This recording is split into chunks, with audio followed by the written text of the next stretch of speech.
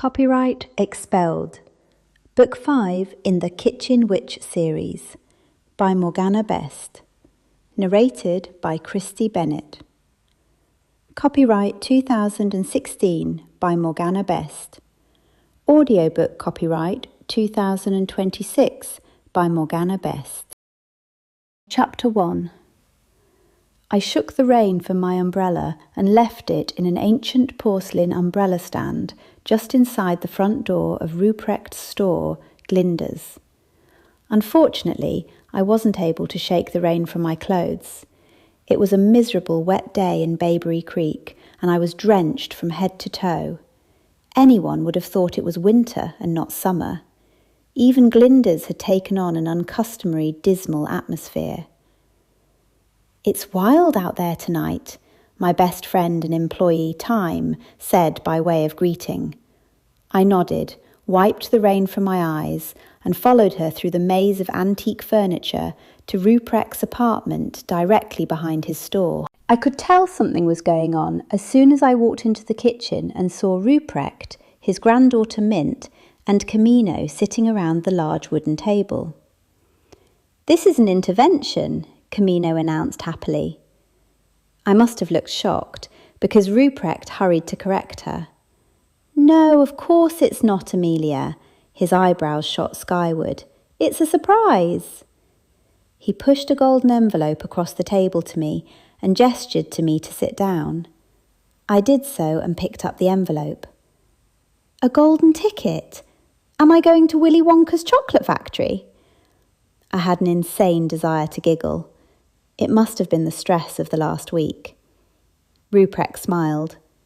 "Open it." I opened the envelope, and there indeed was a ticket. But it wasn't to a chocolate factory. It had the words, "Paradise Island Cooking School," emblazoned in bold black writing across the top of a photograph of a tropical island. "After everything you've been through with that man trying to murder you the other day, we all got together and decided to send you away to a remote island," Camino said excitedly. I frowned.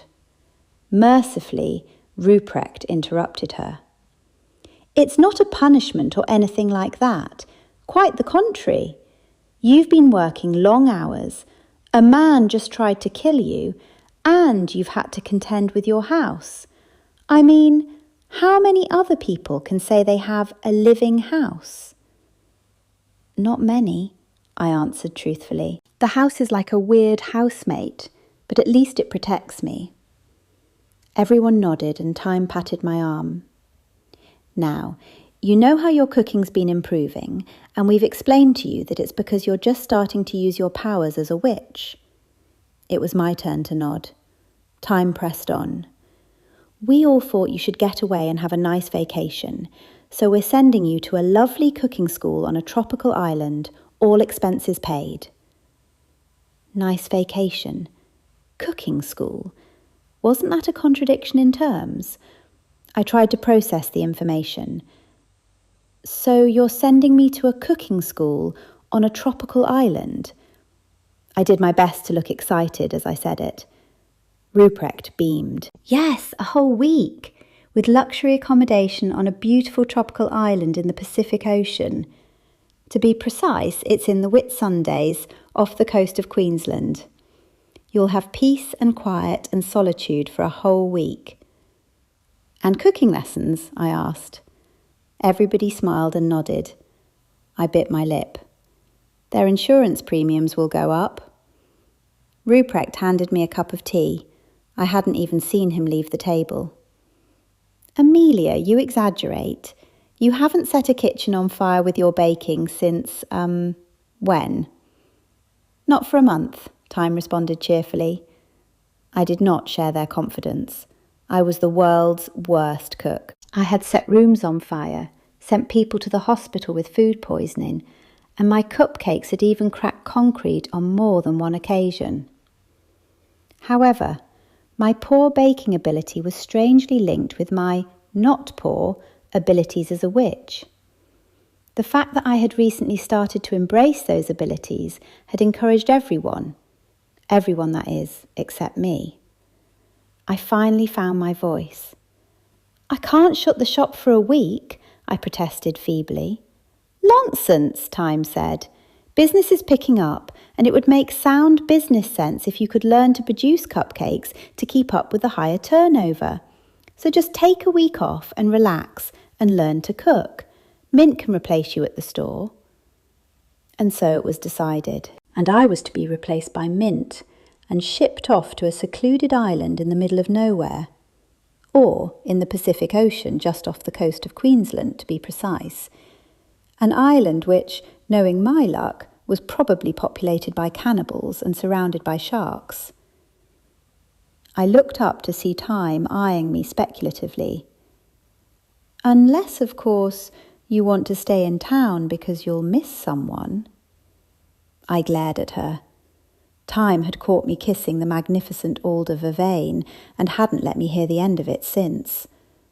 If only she knew I had kissed him more thoroughly since, sans an audience. Tingles ran through me at the thought. My mind drifted off into a pleasant daydream about Alder, when Camino's voice snapped me back to reality. I bought you a onesie as a gift to take to the island, she said, delighted. I grimaced, but managed to turn it into the semblance of a smile. Wonderful. Is it the bandicoot one you mentioned last week, or a tiger snake? Maybe a funnel web spider? Camino laughed. Oh, Amelia, I'll miss your sense of humour when you've gone. No, it's a fruit bat. A bat? I squeaked. That's very kind of you. Bats carry the deadly Lissa virus, don't they? Camino nodded happily. Yes, and the Hendra virus too, which is completely incurable. Mint waved a pamphlet at me in an obvious attempt to save the situation. Amelia, you don't need to worry. It's a whole week of cooking lessons for beginners. She pointed to the pamphlet. It's for people to learn how to cook using the domestic appliances that they'd have in their own home. There are classes on health and safety and information on nutrition. The classes include all ingredients and recipes. You'll be given all the recipe notes to bring home. She smiled reassuringly as she handed me the pamphlet. I read the concluding words. Just bring yourself, roll up your sleeves, and have fun. The minimum age is 8 years. Perhaps it was my level after all. I regarded the photo of the island with renewed interest. It did look a tranquil setting, with the turquoise sea and the brilliant white sand flanked by towering palm trees. I took a deep breath and smiled. I might as well enjoy myself. Oh, thank you. I'll do it. What could possibly go wrong? Chapter 2. Of course, I should have known not to say, what could possibly go wrong. The last time I uttered those words was during a thunderstorm.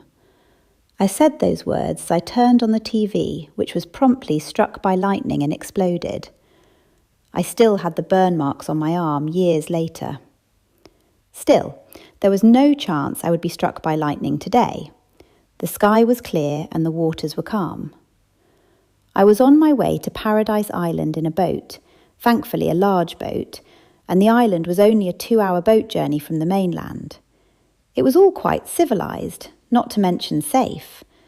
The on-board coffee was even good, and I was making the acquaintance of some of my fellow students.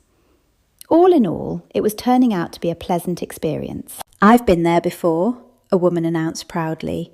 She had previously introduced herself as Lisa Lewis. I wondered why a woman who had been to the cooking school before would need to return to take beginner cooking classes. Perhaps there were worse cooks in existence than I was, after all. That was encouraging. I studied the woman.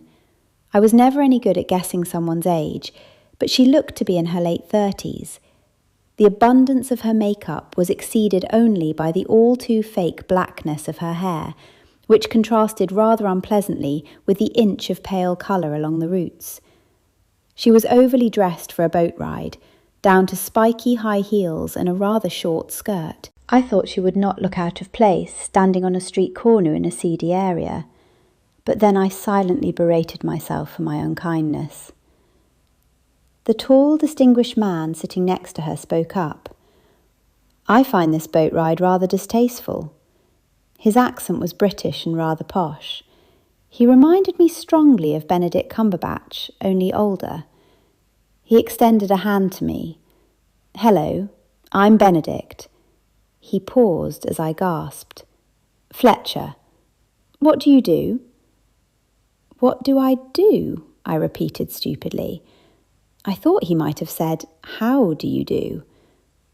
"Yes, as in investments, property, mining," he snapped. I was taken aback by his tone. I have a cupcake store." Benedict's response was to look out the porthole, and as I had no suitable response, I did too, until my view was obscured by a well-dressed woman who walked over to Benedict and handed him some coffee. She leaned forward to shake my hand, rather a limp handshake. "Hello, I'm Laura Lindsay." She looked at me with clear distaste. "Have you been to the island before as well?" I asked her. When she inclined her head slightly, I added, "I'm going for the beginner's class. Surely you're not doing the beginner's class again like Lisa, or have I got the dates wrong?" The two women looked at each other and smiled. Laura was the first to speak. "I always come to the island for a holiday to get away from my husband." She threw back her head and laughed. "I mean, he likes me to take cooking classes, but truth be told, I'm only going for rest and relaxation. Of course, I don't need to learn to cook because we have staff for that. Every time I come, I repeat the beginner's class because it's so much less effort." The other woman nodded in agreement. "I've heard it's a small class," I said. "So how many others are there?" "I've heard they usually keep the classes to about 8, Benedict said, turning his nose skyward. "I myself have never been to Paradise Island. I'm looking forward to the experience. I have, however, read about it, and I want to see if what I've read is accurate." "It's only a small island," Laura said. "In fact, the cooking school is the only building on the island. There are no villages or other resorts, so it's completely private. It's far too small for a plane to land. Actually, it's quite a tiny island. The passenger boat goes twice a week, so the others will already be there. I'd say Mandy will be there. Mandy Martin. She's a regular. Mandy's father founded the famous investment firm Martin's, you know." I didn't know, but I nodded anyway. I was surprised that people took the beginner's class more than once. Still, going by what Laura had said, they appeared to have reasons other than cooking for going to the island.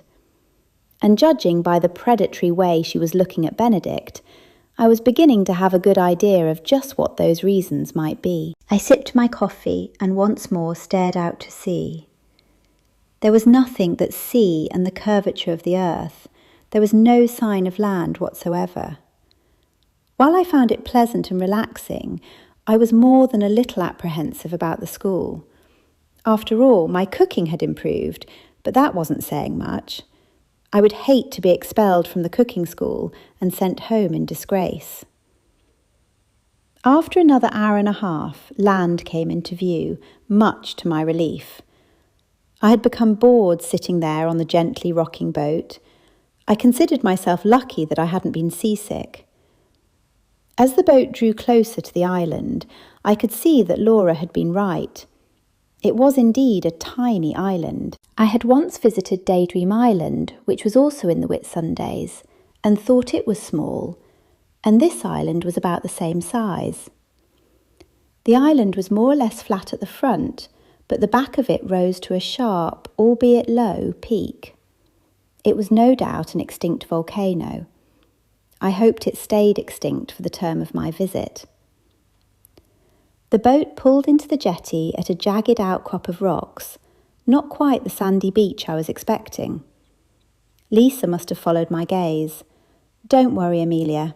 I know it doesn't look very nice from here, but there's a beautiful sandy beach in front of the building just over there."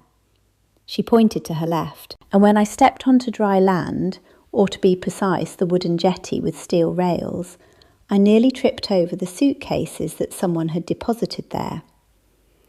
There was quite a long walkway in front of me, and in the middle of it stood a man next to a huge trolley on wheels. He abandoned his trolley and hurried over to us. "Laura, Lisa, lovely to see you again," he said loudly, although his expression said otherwise. He reached for my hand and then Benedict's and shook each in turn vigorously. "You must be Amelia Expelled, and you must be Benedict Fletcher. Welcome to Paradise Island. I hope you enjoy your stay. Now please go ahead.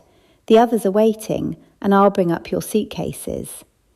I'm Owen. I own Paradise Island with my wife, Abby, and we're all on first names here. Abby and I teach along with our chef, Marcel."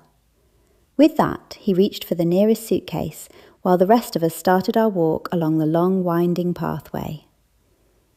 When the pathway took a sharp turn to the left, I gasped with delight at the vista before me. Lush plantings and manicured lawns stretched out to the pristine white beach and sparkling turquoise sea. A breathtaking wooden building sat snugly amongst coconut and palm trees in an elevated position above the sea. The humidity was more intense on land, but the sea breeze lessened the effect somewhat. I inhaled the salt air and smiled. "That's the Paradise Island cooking school where we'll be staying," Laura said, somewhat unnecessarily. I clasped my hands together. "It's beautiful." A woman was waiting for us on the vast deck. I looked past her at the tables with umbrellas that dotted the area in front of the beach. This was indeed paradise. I could stay here forever. The woman waited silently until we reached her, the scent of her elegant French perfume preceding her. She had a scowl on her face, which I thought very strange for someone running a business, but she smiled just before she spoke. "Welcome, all of you. You must be Amelia and Benedict." We confirmed that we were. She was the least friendly female I had met that day, although she was civil enough. I wondered if she had been a model in her youth. She was tall, elegantly dressed, and was laden down with what appeared to be expensive jewellery. "My husband will take your suitcases to your rooms now," she said, followed by a further, "Now, Owen," to her unfortunate husband, who was wheeling the trolley past us just at that moment. "The maids won't be returning until tomorrow, so the complimentary cleaning service and the complimentary same-day wash and press service won't be available until then. I hope this doesn't cause anyone any inconvenience." She gestured down the slope. "Feel free to use the pool at any time." We all turned to look at the pool, and the half-naked man standing there waved to us. Lisa and I waved back. I wasn't looking at his six-pack, mind you, truly. "That's only the pool boy," Abby said derisively. "He cleans the pool." Imagine that. The words were out of my mouth before I could stop them. Abby shot me a sharp look before continuing. "Let me show you all to your rooms, and then please meet me out here for refreshments as soon as you've cleaned up. You can meet the others, and then we'll have our introductory cooking lesson." "What?" I shrieked. "So soon?" Abby frowned. "The classes proper start tomorrow, but we always have a little introductory lesson on the first day so we can all get to know each other over cooking. It's only something very simple. Chocolate chip cookies." Easy for you to say, I thought. I would have been happy to lie on the beach all day and never set foot inside the kitchen. On a brighter note, my room was out of this world. It was breathtakingly magnificent. A huge bed on a beautiful polished wooden floor. A couch backed onto the bed and afforded, through sliding doors, expansive views of the white sand with waves gently lapping. There was an outdoor setting and 3 beautiful palm trees behind it. A table to one side of the couch was laden with fresh fruit, wine and chocolates. It all screamed luxury. I poked my head into the ensuite bathroom and was surprised to see it was almost as big as the other room. A magnificent freestanding bath stood under double aspect windows, over which were plantation shutters, and then off to one side were double vanities, each with their own mirror. It could only be more perfect if Alder had been here to share it with me. I thought how lovely it was for my friends to pay for this, considering it must have come at a high price. I took photos of the room on my phone to send to Alder, but there was no service. I sure hoped there would be service at some time. The brochure stated there was Wi-Fi, so I would have thought there would be mobile phone service too. I took a quick shower, I would languish in the bath later, and hurried out to the deck to meet the others. When I arrived, Benedict was already deep in conversation with Laura. They both looked up at me. Was that guilt I could see on their faces? Owen and Abby arrived immediately afterwards, accompanied by a tall, pinched-faced woman, as well as a woman who looked very much like Nigella Lawson. For a moment, I wondered if I had fallen into a themed celebrity look-alike event. My eyes wandered to Benedict, and I was surprised to see that he had gone deathly white. He staggered to his feet and grasped the back of the chair. "Victoria!" he said in horror. The woman likewise appeared horrified. "If you mean Victoria Vincent, then no, I'm her sister Vanessa." Her voice held a measure of distress. I was shocked that she was English, given that I had thought she looked like Nigella Lawson. "Vanessa?" Benedict said, taking a step closer and peering at her. "Pleased to meet you. I was devastated to hear of your sister's accident." Vanessa dabbed at her eyes. "Yes, I can hardly bring myself to talk about it." "Was it her heart that caused the fall?" Vanessa shook her head. "I don't think so. She was fine after the surgery.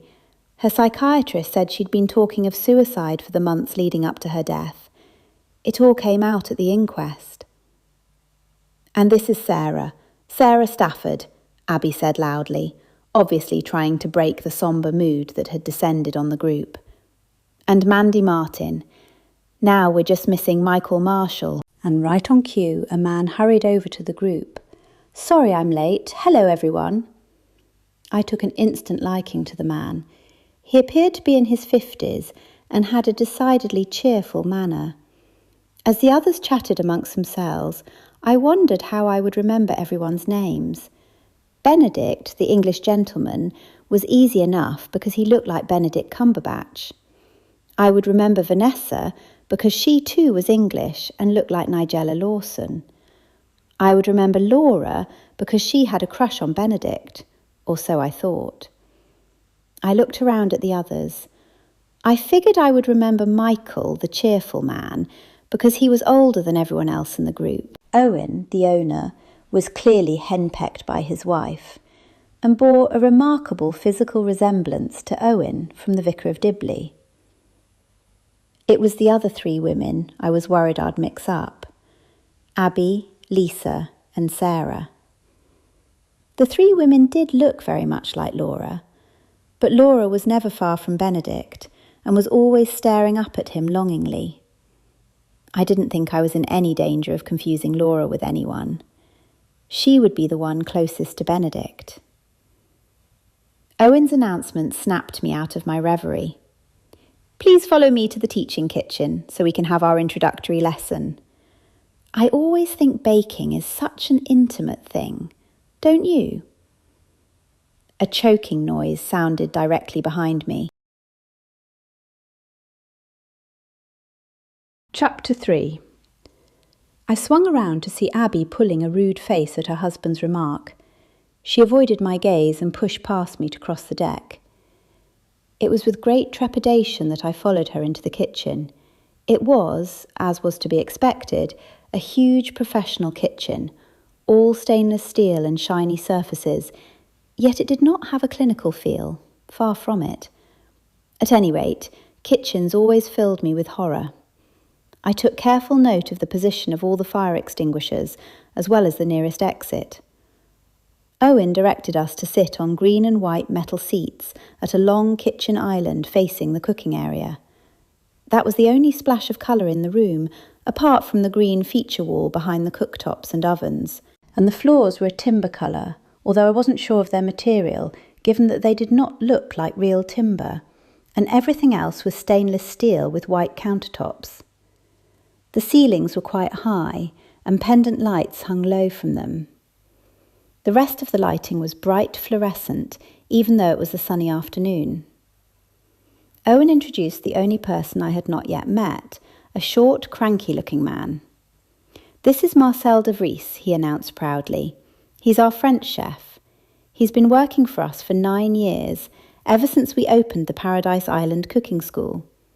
Now, as you already know, we keep the numbers low so students can work in small groups and then enjoy their cooking at a sit-down meal together afterwards. Today, Chef will show you how to make chocolate chip cookies. It's a nice way for everyone to get to know each other, and then the cooking classes proper will start tomorrow morning, bright and early." I looked longingly out at the water lapping gently at the sand at the bottom of the slope. I wished I could be out there to dip my toes in the water, instead of what I suspected was shortly to be the instigator of an insurance claim.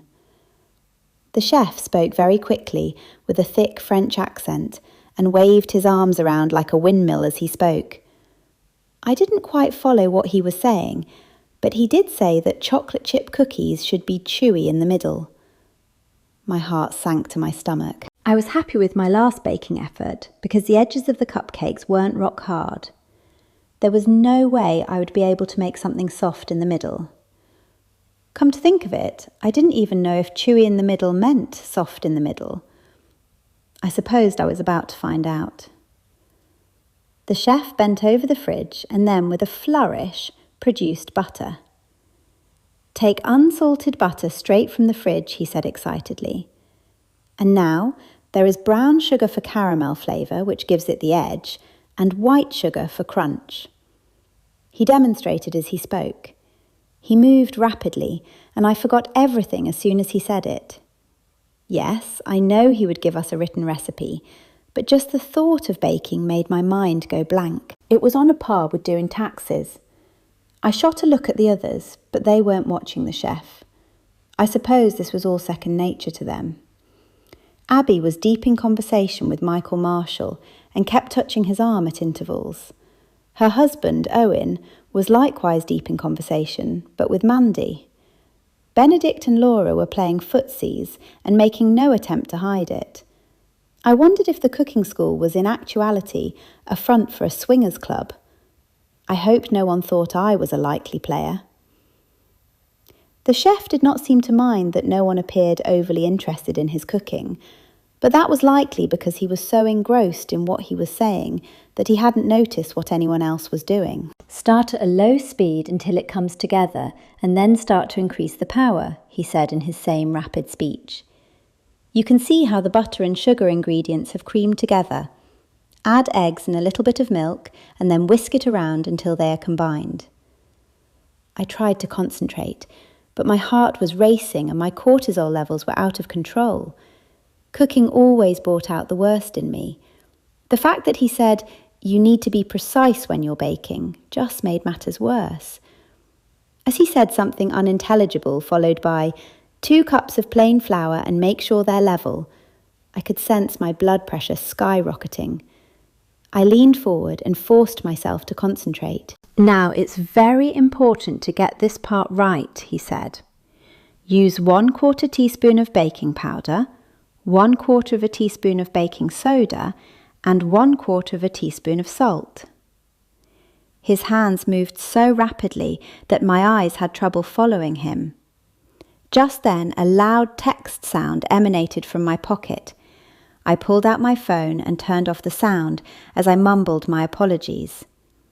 I surreptitiously looked at the screen. The text was from Older, but before I could read it, Benedict barked at me. "It is not polite to have one's phone turned on during a cooking class."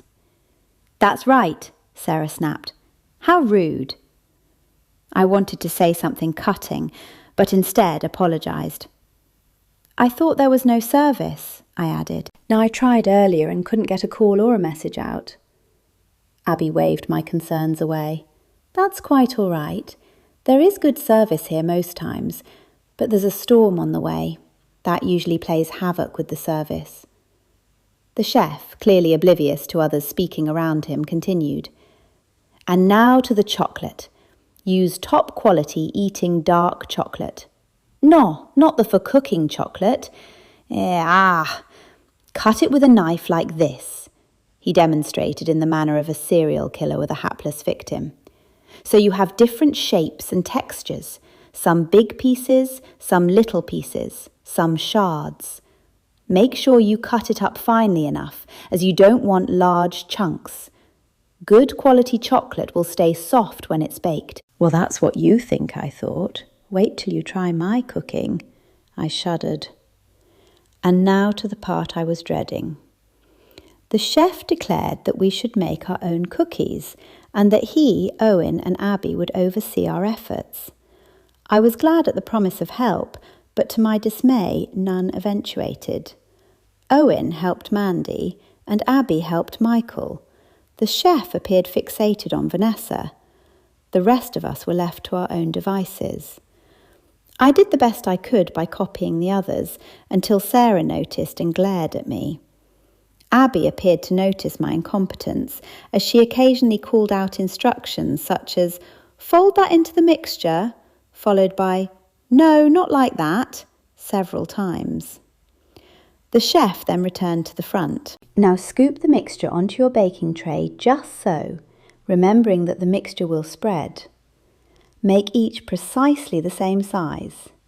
Yes, and now place the trays into the oven for 12 minutes. It was the longest 12 minutes of my life. I kept one eye on the oven and one eye on the closest fire extinguisher. To my surprise, the 12 minutes passed uneventfully, and we were told to take our cookies from the oven and place them on the cooling racks. I was delighted that the cookies were not black, and the cooling rack did not collapse, just buckled. There was no fire. This was indeed a significant improvement. The chef walked up and down, peering at the cookies, and when he reached mine, he said, "They shall be crunchy on the outside and golden brown on the base. These cookies should not be hard all the way through." He glowered at me, and I wondered how he knew they were hard all the way through just by looking at them. He then spoke to Vanessa in French for a good 5 minutes, while the rest of us stood around awkwardly. "And now that they are cool, we shall make them into s'mores," the chef said. "We shall do this again later in the week around a campfire on the beach. Place marshmallows on one half and a slab of dark chocolate on the other." I inhaled the delightful aroma of sugary caramel on top of the marshmallows. "Now take one side and place on top of the other side," the chef said. "You need to eat s'mores quickly. I shall sample one of each student's." My whole body tensed at that. Vanessa's was first. "Well done! A sticky indulgence," the chef exclaimed with delight. "You were not good at cutting the chocolate, but no matter. This is superb." He then reached for mine, and I instinctively took a step backwards. He placed one of my s'mores in his mouth and bit down hard. Simultaneously, his eyes widened. He clutched at his throat and then screamed, a horrible, high-pitched scream. As he did so, something hard fell to the ground and clattered away. He threw himself at me, yelling rapid-fire words in French. Owen and Michael grabbed him before he reached me. He covered his mouth and continued to yell in French, and I saw that Vanessa's face had turned bright red. "It's his front teeth," Abby said in horror. "They're missing." "No, they're not," Michael said calmly, as he bent down to pick something off the ground. "Here they are. If he goes to a dentist quickly, the teeth can be put back in." "Hurry, the boat hasn't left yet," Abby said urgently. "Take him to the boat. Hurry up, Owen." Owen escorted the furious chef from the room, while I apologised profusely to Abby. "Don't worry about it," Michael said, patting me on the shoulder. "It could happen to anyone. By the way, you can't speak French, can you?" I shook my head. "Good, good," he added. I'm so sorry. I've ruined everything, I said sadly. Now there's no chef. Abby threw my cookies in the trash. No need to worry, she said in a tone that was clearly worried. Owen and I are chefs, so the classes will continue as usual. They're the beginners' classes after all, not the French patisserie classes. Why don't you all relax until dinner, which will be served at 6 in the dining room? Feel free to wander around. I was the first to leave the room, my cheeks burning. I was mortified. I barely breathed again until I was in my room. I locked the door and leaned against it. Oh gosh, I knew this wasn't a good idea. I crossed to the bed and reached for the remote. No reception. A look out the window showed me why. The clear blue skies had been replaced by threatening black clouds, and the sea was wild, and I could almost smell the coming storm in the air. It was then I remembered that Alder had texted me. I swiped the screen to read his message. Amelia, get off the island fast. I did a divination and you're in danger. Chapter 4. Every muscle in my body tensed. I hurried to the sliding door and opened it, only to see the boat sailing off to sea. I was stuck on the island, and the next boat wouldn't be here for days. I tried to text Alder, but again there was no service. I at once connected my phone to the charger. If the coming storm cut the power, I didn't want to be without a charged phone if danger was headed for me. I sat on the bed and forced myself to think rationally. Who would have reason to harm me? The only one who came to mind was the chef, and he was on the boat on its way to the mainland. Or would I be in danger from the storm? I knew the area had frequent bad storms, but there was no reason to think that the coming storm would be worse than any other. Hopefully Alder would send more information, but until he did, I would just have to be vigilant and take precautions. Luckily, I had brought my travel altar. I crossed to my suitcase and rummaged through it for my little bag of supplies and discovered the jar I was looking for near the top. It held a mixture of cascarilla powder and red brick dust. I unscrewed the bottle and sprinkled the substance across my doorway and the sliding doors, and then across the 2 windows in the bathroom. One of the shutters blew inwards as I did so, bringing with it a gust of sea air. I fastened it shut and shivered. The air was fairly alive with electric current, and the storm was gathering momentum.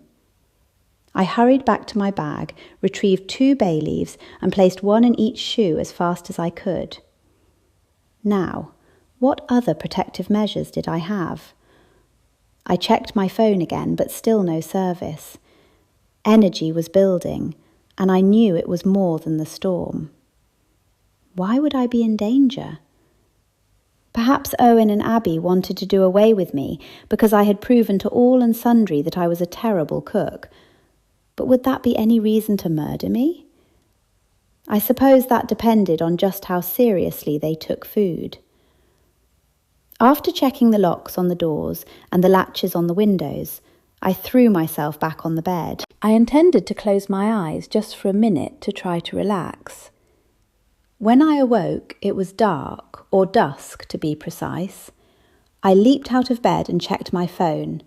Still no service, but to my dismay, it was just after 6. Did they dress for dinner? I had no idea, but I quickly pulled a lilac and white dress over my head and strapped on some heels. I again stuck a bay leaf in each shoe and dabbed some fiery wall of protection oil on the back of my neck. I followed my nose to the dining room, from which emanated the heady scent of dukkha spices. The interior was sophisticated and stylish, with huge windows overlooking the sea. I could certainly get used to this lifestyle. The decor was tropical and beachy, as was to be expected. My eye went straight to a giant Buddha next to a stunning wall feature. This was indeed a tropical oasis. Everyone else was sitting round a long rectangular glass and timber table, and I took my seat on a beautifully textured seagrass woven chair. "Sorry I'm late," I said. "I fell asleep." "You're not late at all," Michael said kindly, although Benedict pointedly looked at his watch and cleared his throat loudly. Sarah pouted at me. "To the contrary, she is late, and it's inconvenienced us all." Benedict nodded his approval at her. "You're a journalist, aren't you?" When she said that she was, he added, "I might just have a big scoop for you later." Owen, who was sitting at the end of the table, stood up. "A tropical storm is on its way." He held up his hand. "Now there's no need to be alarmed. Tropical storms are not uncommon in this area, and we're well set up for them. It will sound wild, and the windows will shake, but there's nothing to worry about. The worst that will happen is that the mobile phone service and the internet won't come back on until the storm blows over. We have a large generator, and the cooking and hot water are gas. Obviously, you shouldn't go outside when the storm comes, but here inside, you won't notice it." "Then why are there candles on the table?" Benedict said. "There seem to be more candles than warranted if you are simply trying to set up an ambience." Owen appeared to be quite taken aback at the remark. "Well, if the power goes out, obviously I'll have to go outside and flip the power over to the generator," he explained. "During that time, there'll be no lights or power at all, so it's surely common sense to have candles burning as a precaution." Benedict glared at him, but I was more concerned about the prospect of the lights going out. If someone wanted to harm me, then a dark room would be the perfect place to do so. I needed to keep my wits about me, and for this reason I had declined the wine. Abby stood up and nodded to her husband, who promptly sat down. "Please bear with us. We're several staff members down, but that doesn't mean we can't continue as usual. After tonight, we will prepare each meal in the teaching kitchen as usual. Because of the storm, the maids won't be able to come tomorrow on the staff boat that passes by our island, and that will be the only inconvenience." The meal proved to be delicious, but the conversation was tense. Benedict continued to make snide remarks, which no one, apart from Laura, appeared to appreciate.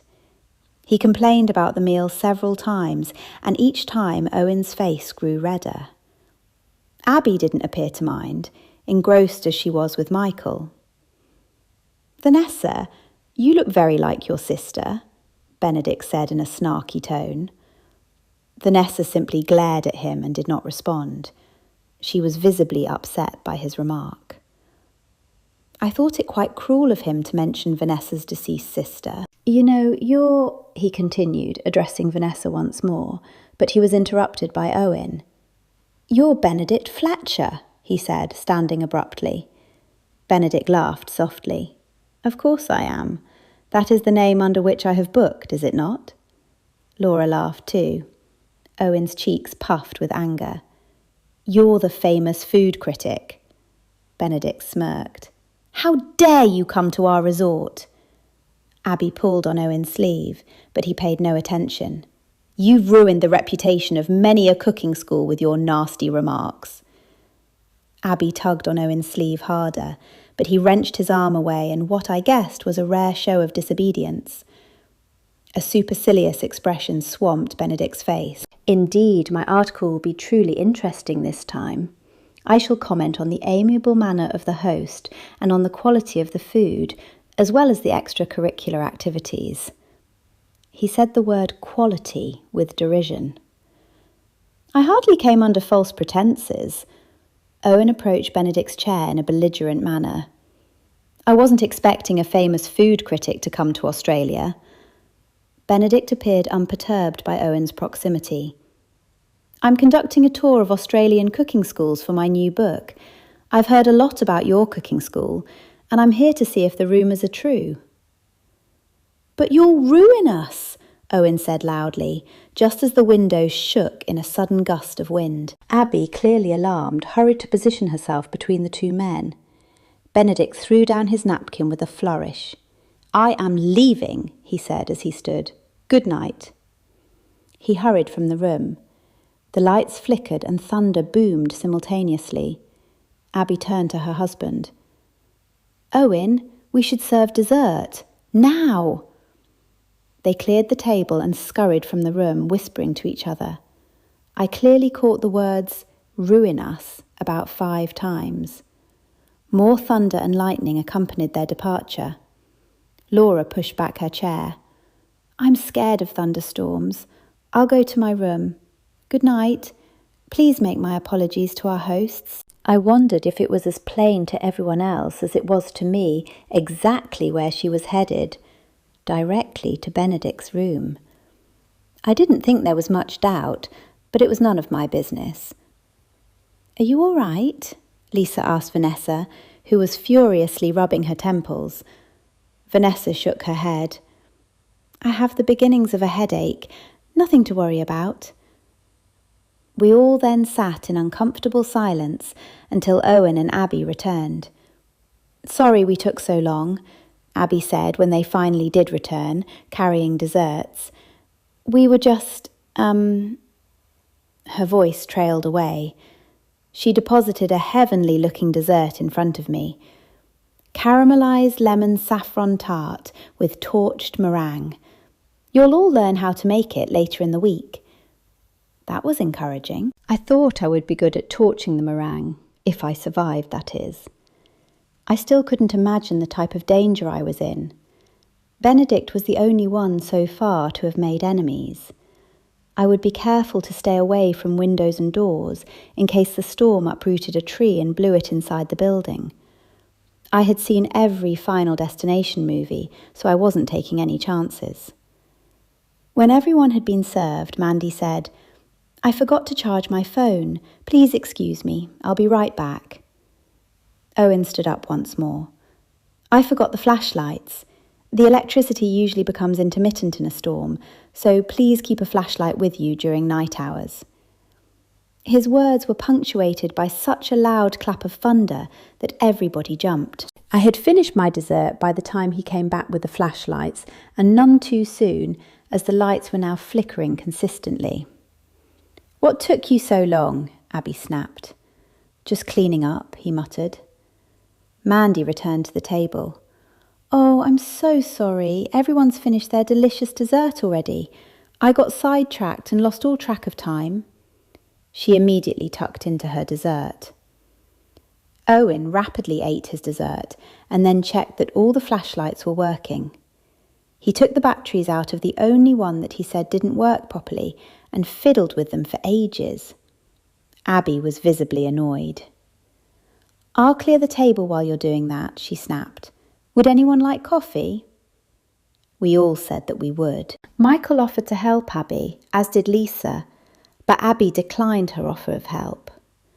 "We would usually have our coffee in another room," Abby said, when she and Michael had served everyone the coffee.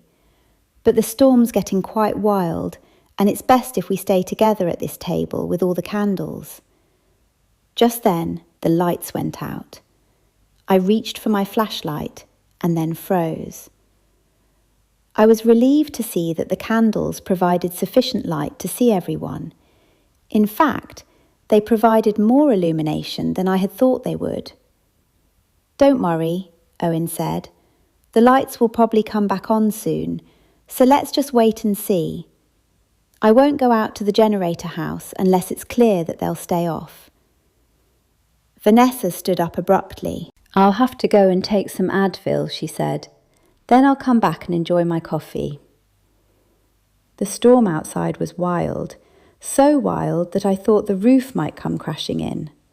I had never experienced a tropical storm before, but I took comfort in the fact that Owen and Abby had experienced many and did not appear the least bit concerned. Lisa rubbed her arms. "I'm getting a little chilly," she said. "I'll just go to my room and get my wrap. I'll be right back." With that, she too disappeared from the room. I wondered if she was coming down with the flu, because it was anything but chilly. Still, I was used to a cold climate, and these people were likely used to the tropics. I had finished my coffee by the time Vanessa returned. "Where's Lisa?" she demanded to know. I shrugged. "I'm sure she's coming back. She said she was just going to get her wrap." "How long has she been gone?" Vanessa asked imperiously. "She left just after you did." I had no idea why it was so important to Vanessa.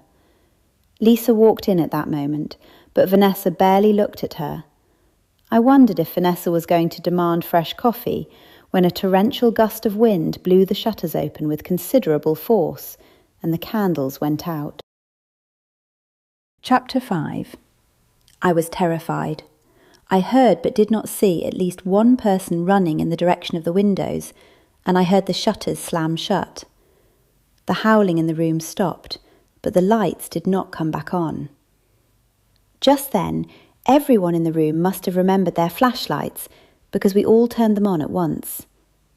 "It's quite wild out there," Owen said in something of an understatement.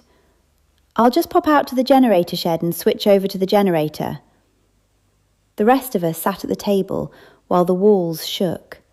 The howling was now clearly audible in the room. "This is just a typical tropical storm," Abby said calmly. "Please don't be alarmed. It will all pass by morning, or in a day or two." A day or two? Surely she couldn't be serious. "Anyway," she continued, "we should all stay together until Owen gets the power back on. I know you all have flashlights, but it's safer to wait for the power. The resort is set up for storms such as this, so when you return to your rooms, make sure that all the shutters are firmly latched. I'm sure I don't need to tell you not to go outside until we give you the all clear." We all murmured our agreement. "I hope Benedict and Laura are all right," Michael said. Abby nodded. "If they have any concerns, I'm sure they'll come out and speak to us." "But they don't have flashlights," Michael pointed out. Right then, the room reverberated violently. Whether from the boom of thunder that had just cracked overhead or the gale-force wind, I had no idea. Michael stood up. "I should go and check on them." Abby nodded. "Thanks, Michael. Here, take my flashlight and this spare one, and give them one each.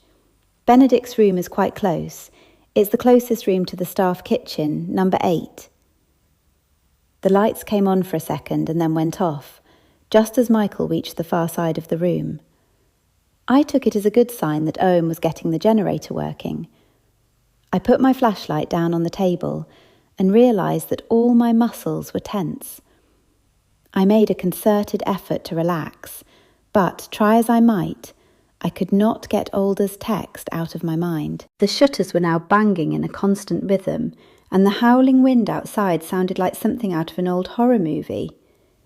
To my relief, the lights came back on and did not flicker. Just as they did, Michael burst back into the room. His face was white and ashen, and he was clutching his throat. Abby raced to him. "Whatever's wrong, Michael?" My first thought was that he was having a heart attack, and I wondered what would happen to him, considering the storm had stranded us on the island. He pointed over his shoulder and tried to speak. We all left our seats and hurried over to him. "Benedict, Laura. Benedict, Laura," he stuttered. "Are they all right?" Abby asked him. He shook his head. "No." Abby pushed past him and hurried down the hall, with the rest of us hard on her heels. Benedict's door was open. Abby was the first in the room, and I heard her gasp. I stuck my head around the door.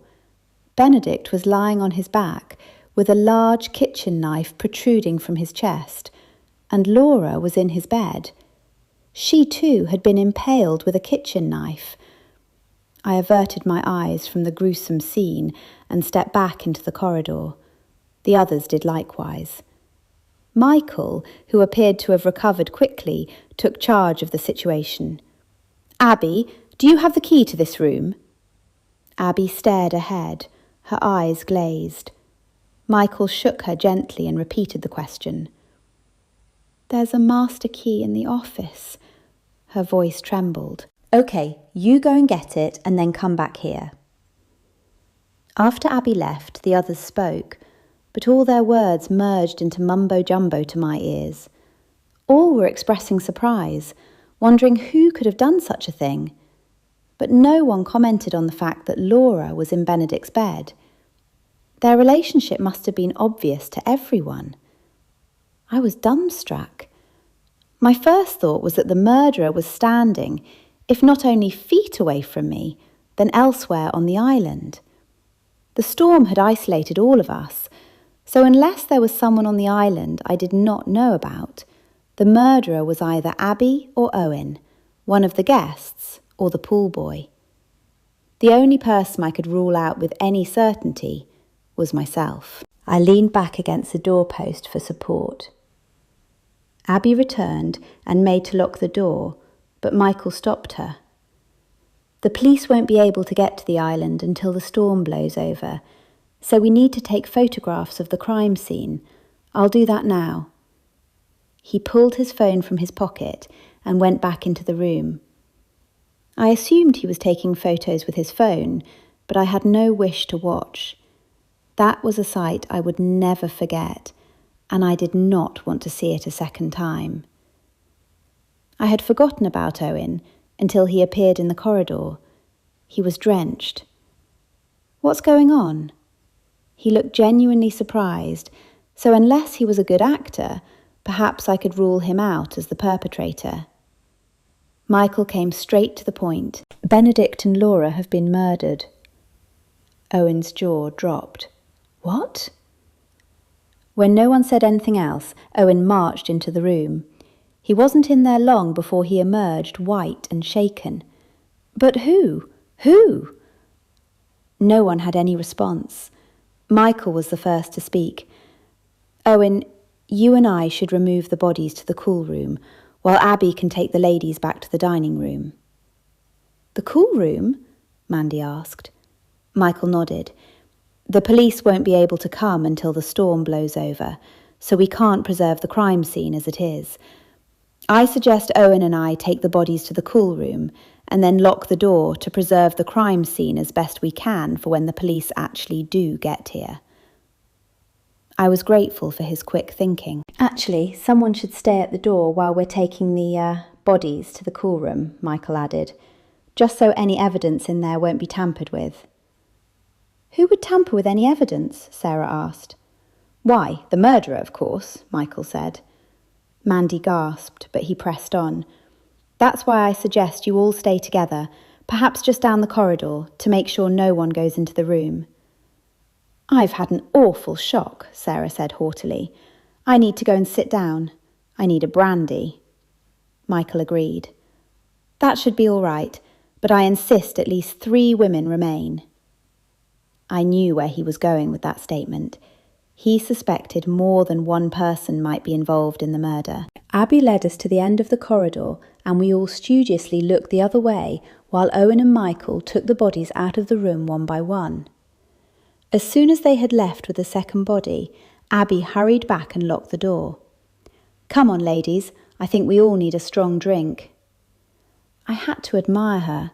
Her voice was shaking, but she was doing her best not to show that she was scared. When we joined Sarah at the dining table, Abby lit the candles. Surely the power won't go out again, Sarah snapped. Abby shook her head. I'm sure it won't, but I'm not taking any chances. I checked my phone out of habit. No service, but then again I hadn't expected any. Amelia, Abby said, there won't be any service here in the storm. How will you call the police? Vanessa spoke for the first time since the discovery of the body. Owen, who just then was returning to the room with Michael, answered her. That's just it. I don't know if we can call them. You obviously can't, you silly man, Sarah snapped. There is no mobile service. We're stranded here all alone on a desert island, and one of us is a murderer. She burst into hysterical tears. I didn't know whether to point out that it was a tropical island, not a desert island, or to slap her across her face to cure her hysteria. I wanted to do both, but in the end I did neither, much to my regret. There's usually service at the top of the hill, Owen said evenly. I spoke up. Do you mean the mountain?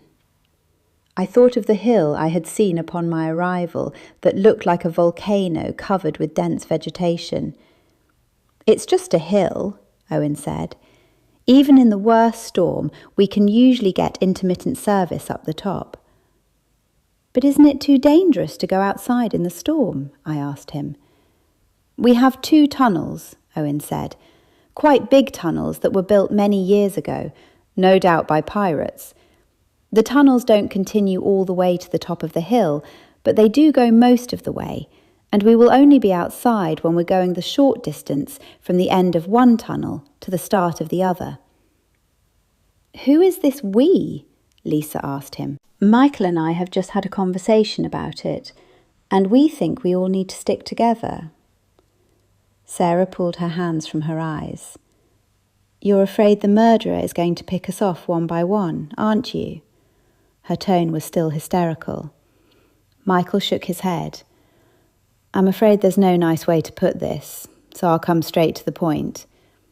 As you've said, this island is now cut off from the outside world. Yet someone murdered those 2 people. It's one of us.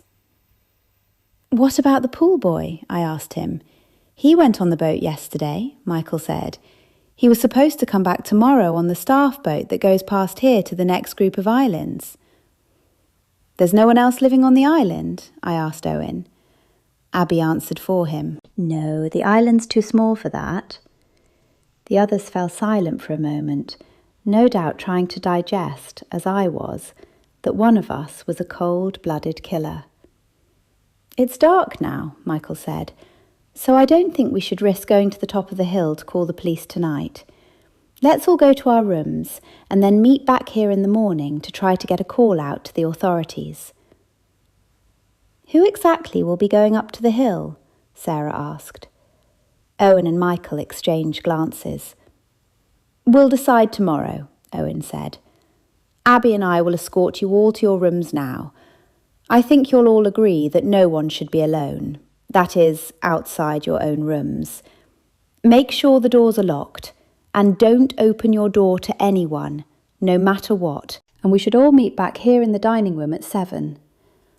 I didn't think it was the best idea, splitting up like that, but I couldn't think of a suitable alternative. After Abby and Owen walked me to my room, I rapidly locked the door behind me, and then, with my key still in hand, looked under my bed and behind the couch. I sprinted to the bathroom and searched it for murderers, and then hurried out to the bedroom to look in the dresser drawers. Sure, it would have to be a short, emaciated murderer, but one cannot be too careful with a murderer on the loose. I checked the sliding door was latched, and then went back to look at the bathroom windows. I wondered what else I could do to make the area secure. I could pull the bed across the door, but that would still leave the sliding door area exposed. I decided there was no point. If the power went out again, at least I had the flashlight, and I had also bought several tea light candles in case I needed to do spells. When I sat on the bed, I realised my knees were shaking.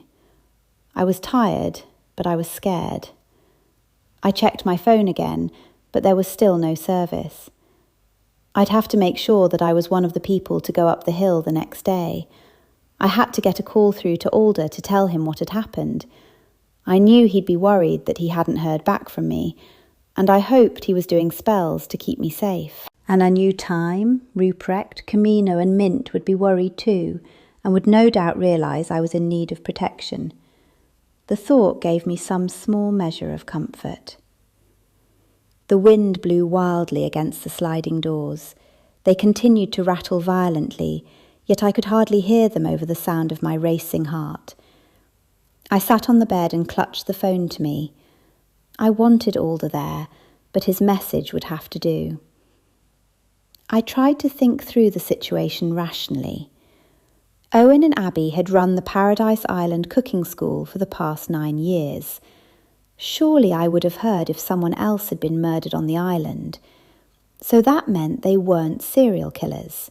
That seemed logical. And if they had done away with Benedict, it was no doubt because they thought he would ruin their business.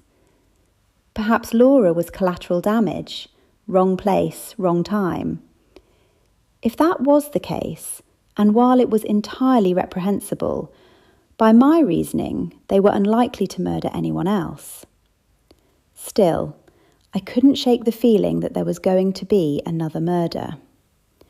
I didn't feel safe locked in my room, and I didn't have any weapons. I was defenceless. I corrected myself. No, that was wrong.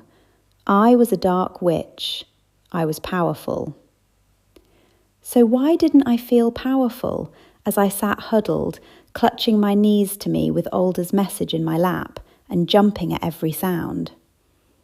It was hours before I fell asleep, and sleep came only when I could fight it no longer. My last waking thought was that I hoped I wouldn't wake up dead. Chapter 6. I did in fact wake up very much alive as anyone could be in a caffeine-deprived state. My first order of business was to do a protection spell. I was happy I had heeded Ruprecht's advice to prepare for every eventuality. I took out my jar of vinegar and sulphur and placed it in the middle of the room. I had already charged it by speaking a spell over it before I left for the island.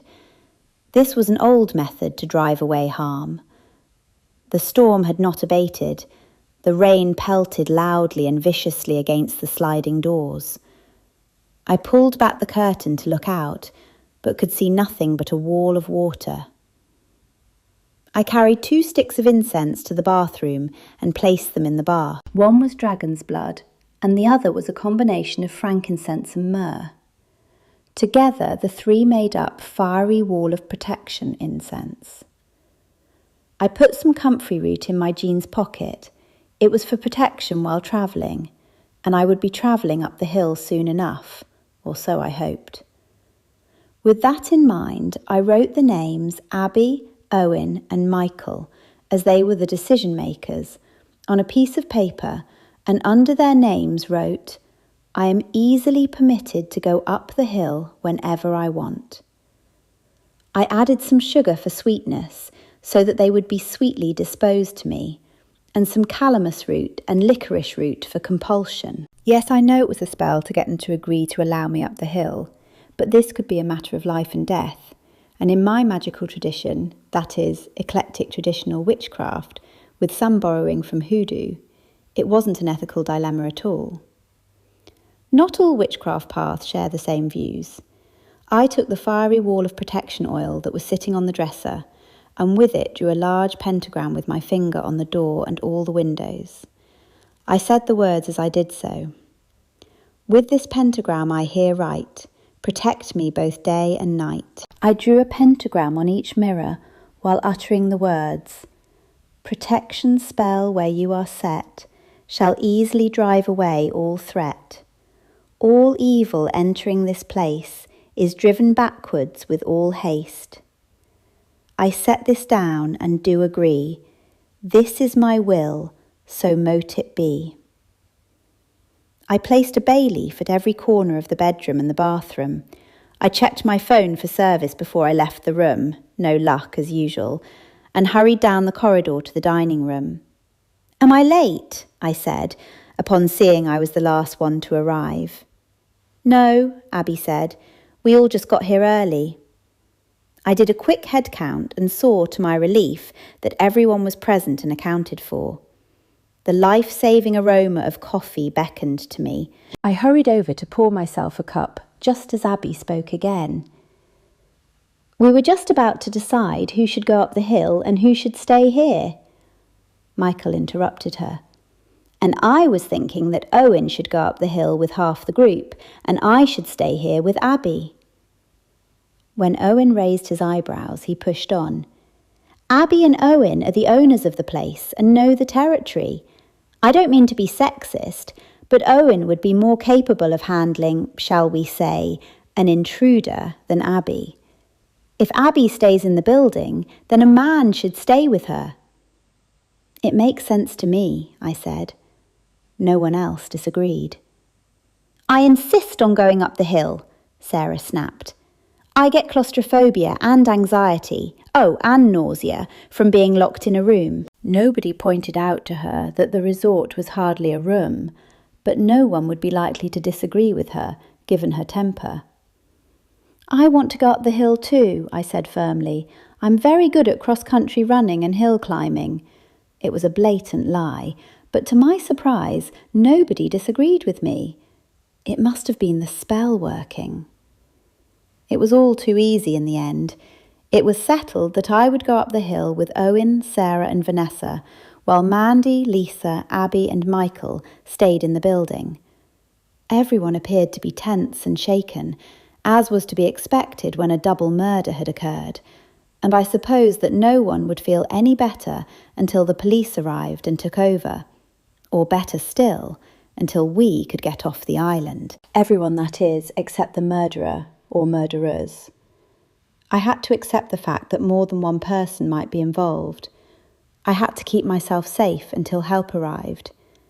Meanwhile, my best chance was to get a message to Alder, and if I had to climb a ghastly hill to do it, then so be it. Vanessa and I followed Owen through the corridors of the resort, with Sarah following behind, complaining about everything imaginable. She was muttering about not wanting to go with Vanessa, but did not say why. I wanted to cut her some slack because we were all affected by the murder, but she was the only one carrying on like that. Besides, she was like it before the murders. Owen came to a door which he unlocked. When we walked inside, I realised it was the office. At the back of the office was a particularly wide door. Owen crossed the room and opened it. I was the second person through the door. I had expected another room, but this was the tunnel of which they had spoken. I was hit in the face with stale, musty air and the scent of something rank and unpleasant, perhaps a dead rat. My flashlight illuminated cobwebs, and I shuddered. I steeled myself to step inside. I really had no choice in the matter. I had to get a message to Alder. "You'll need your flashlights in the tunnels," Owen explained unnecessarily. "There's no power to the tunnels. We never come in here. The last time anyone was in those tunnels was when I had to get a message out in the last bad storm." I was concerned and more than a little frightened. I was going to walk along a dark tunnel with 3 people, and one or more of them could be a killer. I had to stop reminding myself of that fact because it was setting my nerves on edge. I shone my flashlight around, but tried to avoid shining it on cobwebs, and that was a little difficult as they were everywhere. The floor was dirt and the walls were made of brick. The mortar was crumbling and falling out in places. I then had the worrying thought that the tunnels might collapse, but consoled myself with the fact that they had stood all this time and there was no sign of any collapse. The tunnel was sufficiently large to accommodate a tall person easily, and for that I was grateful. I don't know what I would have done if we had to crawl through a tunnel. I didn't think I would have been able to do that. My eyes started to adjust to the darkness, but that simply manifested as a murky, dim corona appearing around the flashlight beams. "How long is this tunnel?" I asked Owen, puzzled because we were only rising slightly. I would have expected the tunnel to rise at once.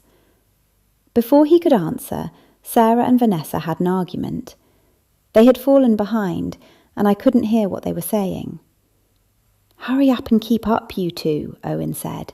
"It's not safe to lag behind." As both women hurried over to him, he answered my question. "This tunnel shortly brings us to the tunnel that climbs." "Is it the same size as this tunnel?" I asked hopefully. He hesitated before answering. "More or less." I had, of course, heard the expression light at the end of the tunnel, but I was pleased when I saw said light. Rather than how I had imagined it, as a well-defined speck of light that became larger and larger, the reality was that it appeared as a pale mist that grew with every step I took. The light played tricks with my eyes.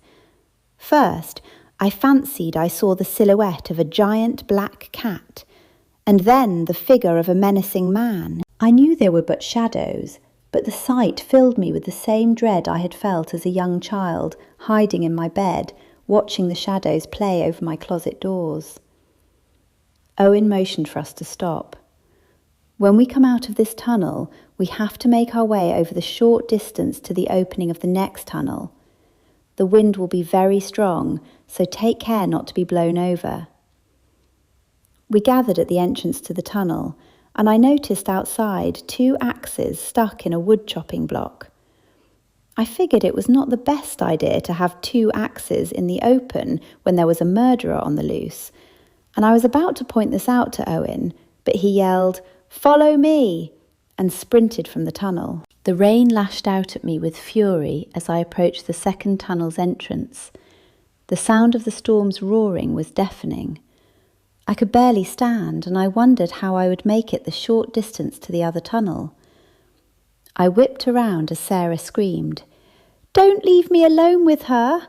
Sarah shrieked, and then threw herself after Owen, with Vanessa hard on her heels. I was sure she was referring to Vanessa and not to me, but that was the least of my worries. Nothing had prepared me for the ferocity of the storm. Palm leaves lashed across my face. The rain was so strong that I couldn't open my eyes properly, only squint to see where I was going. I could barely keep my footing, even though the dense foliage of the undergrowth protected me to some degree. The other tunnel wasn't far, but by the time I reached it, I was drenched right through to the bone. My clothes clung tightly to me, and my soaking jeans weighed me down. I stopped to catch my breath and to empty water from my shoes. The others had fared no better. Sarah was already complaining at the top of her lungs. The normally unperturbed Owen turned beet red. "You're the one who insisted upon coming to the top of the hill," he reminded her. But far from imparting any sense of logic to her, his words set her off into a tirade of verbal abuse. Vanessa and I exchanged glances. "Well then, let's be going," I said brightly, and forged ahead. I did it partly to stop Sarah's ranting, and also because I wanted to be at the front of the pack. In all the murder mystery movies I had seen in which people were walking in single file, the ones at the back were always murdered first. We hadn't gone far before we encountered the first set of steps. I had all but forgotten the spiders and the gloomy dark, due to my discomfort with my squelching shoes and soaked clothes. We climbed for some time in silence, although the silence was punctuated by Sarah's complaints. Some of the steps were quite steep, but I was more concerned about being underground for so long. All in all, it was hard going, and I could tell that Vanessa and Sarah were still behind me, not only by the pools of light from their flashlights, but by their heavy panting. Not that I was one to talk, this was quite a workout. In some places the tunnel narrowed and I had to stoop, yet it was wide enough not to give me an attack of claustrophobia. "The end of the tunnel is just up ahead," Owen said. Never had I heard sweeter words. Once again the unrelenting rain lashed me, but I wiped the rain from my eyes and peered eagerly ahead. Sarah pushed past me. "What's going on?" she screeched. "That's not the top of the hill." Chapter 7. I had to agree with her, and for a horrible moment I thought Owen had brought us here to kill us. This was not the top of a hill. In front of us was a wall of rocks. Owen pointed to the top of the rocks. "Just up there." He had to yell to be heard over the driving rain. "We just have to climb this rock face." Sarah snorted rudely. "I can't climb that," she screeched. Owen merely walked away and I followed him. To my relief, there was a pathway behind the biggest rock, and the area was sheltered by towering trees. It was narrow, but it was hardly rock climbing. I once again made sure I fell in just behind Owen as we climbed the short but steep trail to the top of the hill. The top of the hill would have afforded a beautiful view in good weather, but now all I could see was a wall of grey rain, the only break in the vista being leaves as they were whipped viciously from trees.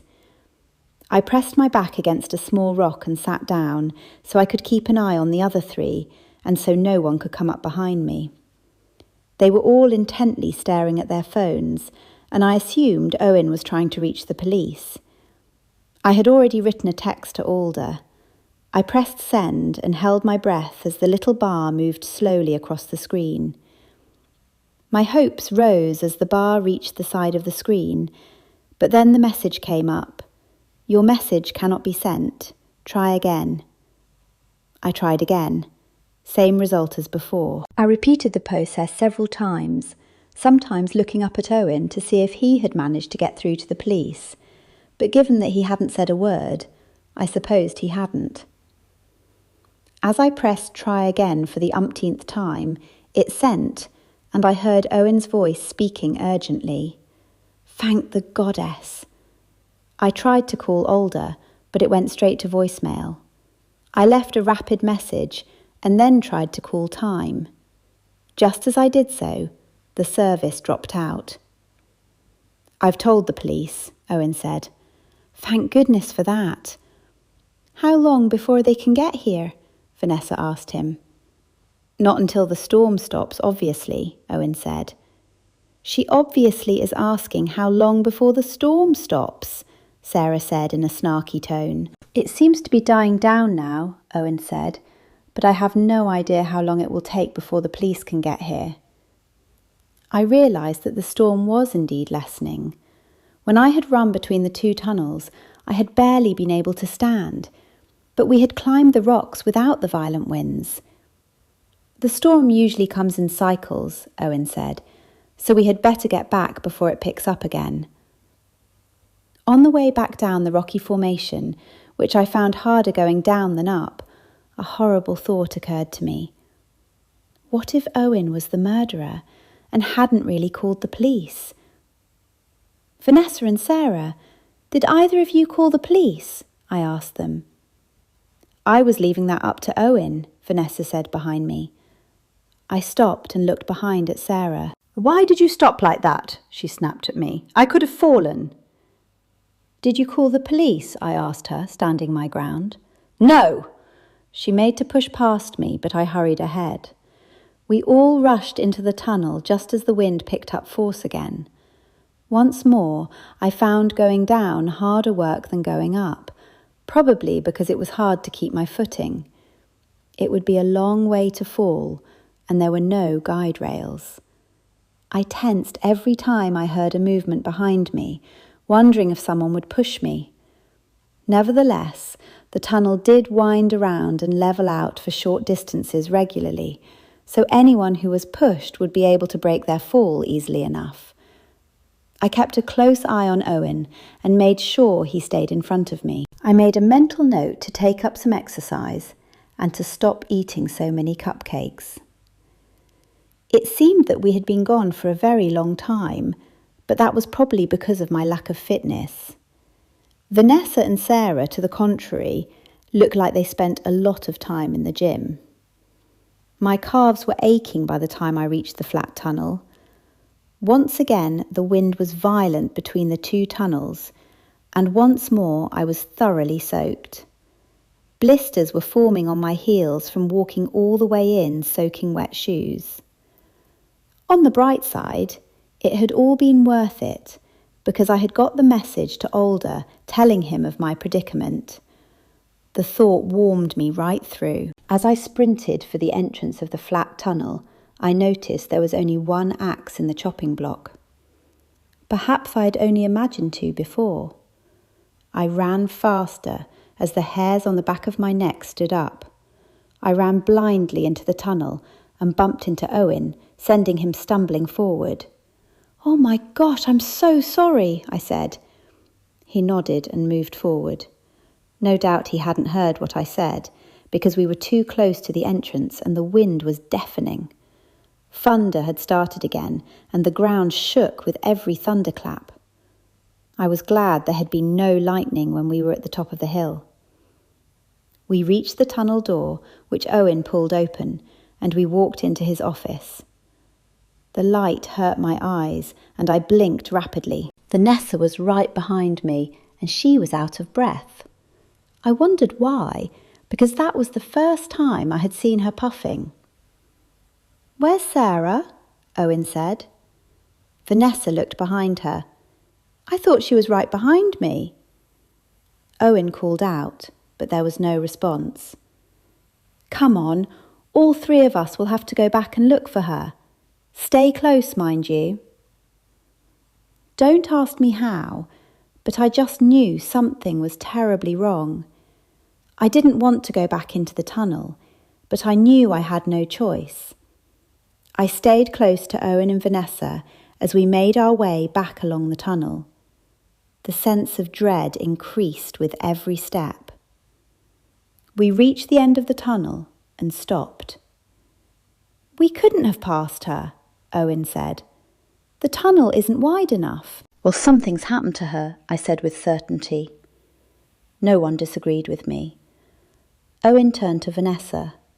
"When did you last see her?" Vanessa was shaking. It must have been when we ran out of the tunnel. I was ahead of her and the wind was so strong that I just sprinted as fast as I could. I was right behind you guys." She appeared to be on the verge of tears. "The axe was missing," I said, suddenly remembering. "On the way out, I saw 2 axes, and on the way back, I only saw 1. I thought I must have imagined it the first time, but now—" My voice trailed away. We hurried back down the tunnel, shining our flashlights on every nook and cranny. When we reached the end of the tunnel, instead of sprinting for the next tunnel, we all stepped forward, shielding our faces from the wind and scanning the area. Owen was the first to speak. "Ladies, turn around. Don't look." I ignored his request and looked past him, and over by a fallen tree I could see Sarah. The axe was impaled in her head. It was all so surreal. I tried to speak, but no words would come out. Vanessa must be the killer. If no one else was on the island, then it had to be Vanessa. Owen had been in front of me the whole time. That is, unless Vanessa and Owen were in it together. The blood drained from my face as I turned to look at the chopping block. The axe was still there. I could have cried with relief. I felt as if I were going to faint, but now was not the time and place to sit down and put my head between my legs, not with a murderer likely watching me right now. If it wasn't Vanessa, then it had to be someone else on the island, somebody that no one else knew was there. And the others had said that there was no one else on the island. I looked at Vanessa to see if she had any blood splatters on her, but the rain would have washed them away. Owen must have been thinking the same thing. "Vanessa, why is there mud all down the front of your clothes?" "I was running so fast that I tripped and fell face forward in the tunnel," she said. Her voice was trembling and she looked ashen, but I suppose that someone who had murdered more than once would be a good actor. She had obviously put mud on her clothes to hide any blood splatters that hadn't washed away in the rain. Owen's face was green and he looked as though he was about to be sick. "There's nothing we can do for Sarah now. Let's go back and tell the others what's happened. The 3 of us need to stick together." He shot me a significant look as he said it, and I assumed he was trying to give me the hint that Vanessa was the killer. I had already figured that out for myself. It was screamingly obvious, and I wondered why it hadn't occurred to Vanessa that we would know it was her. The 3 of us hurried back down the tunnel, and I was sure to keep a close eye on Vanessa. I had another horrible thought. What if someone, or even all of the others, had been murdered? It had already occurred to me that there could be more than one murderer. I was sick to my stomach. After we reached the office, we wasted no time hurrying back to the dining room. I was at once relieved to see that Abby and Michael were sitting there, calm and well. "Where's Sarah?" Michael asked, when the 3 of us burst into the room, soaking wet and frantic. Owen did not mince words. "She's been murdered with an axe," he said grimly. "It's only just happened." Mandy appeared at the kitchen door with a coffee pot. "What?" she screeched. Lisa, towel drying her hair, hurried into the room. What's happened? Everyone gathered around us, all speaking at once, all asking questions. Owen held up a hand for silence. We made it to the top of the hill, and you'll be pleased to know I was able to speak to the police, although the service was intermittent at best. They're going to come as soon as the storm breaks. Amelia and I were coming back along the second tunnel, and we thought Vanessa and Sarah were right behind us. When we reached the office, we realised that Sarah wasn't there. Vanessa said she had last seen her at the second tunnel, so we all went back, and we found Sarah. She had been killed with an axe. Michael and I will have to go back for her and put her in the cool room with the others. There was a collective gasp, and everyone turned to Vanessa. I watched as it dawned on her. She clutched her throat. It wasn't me. I tell you, there must be someone else on the island. It wasn't me. It wasn't me, and it wasn't Amelia, Owen said evenly. The two of us were close together the whole time, and Vanessa was the only one lagging behind. Vanessa was struck silent, her jaw working up and down. I wondered how she would try to get out of this one. I suppose she had seen the two axes on the way up the hill and had moved one ready for the return journey. No doubt she hadn't had time to think it through and had simply seized her opportunity. It wasn't me, I tell you, she said again, her voice filled with panic. I was right behind Owen and Amelia in the tunnel. I hadn't realised Sarah had fallen back. I'm telling you, there's someone else on the island. You poor thing, Mandy said, ignoring Vanessa and patting me on the shoulder. You're drenched. I'll get you and Owen some fresh coffee. This coffee pot's cold for some reason. She hurried back to the kitchen. What will we do with Vanessa? Michael addressed the question to Owen. There's a storeroom out back, Owen said. It doesn't have windows and we can lock the door. It's part of the original building. It was once a servant's room. It has a tiny bathroom now and even a small opening at the top of the door. It'll make an ideal prison cell. Vanessa clutched at her throat and backed away.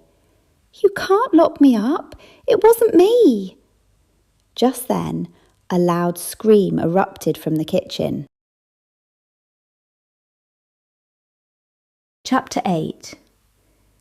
Mandy ran out, her eyes wide and her arms outstretched. She was as white as a ghost and unable to speak. Stay here, all of you, Michael called over his shoulder. Keep an eye on her. Owen ran after him to the kitchen. They returned shortly after with the pool boy. I would recognise those abs anywhere. Michael pushed him into a chair. What are you doing here, Bazza? Bazza ran his hand through his dreadlocks. What's all the fuss? Why the rough treatment, man?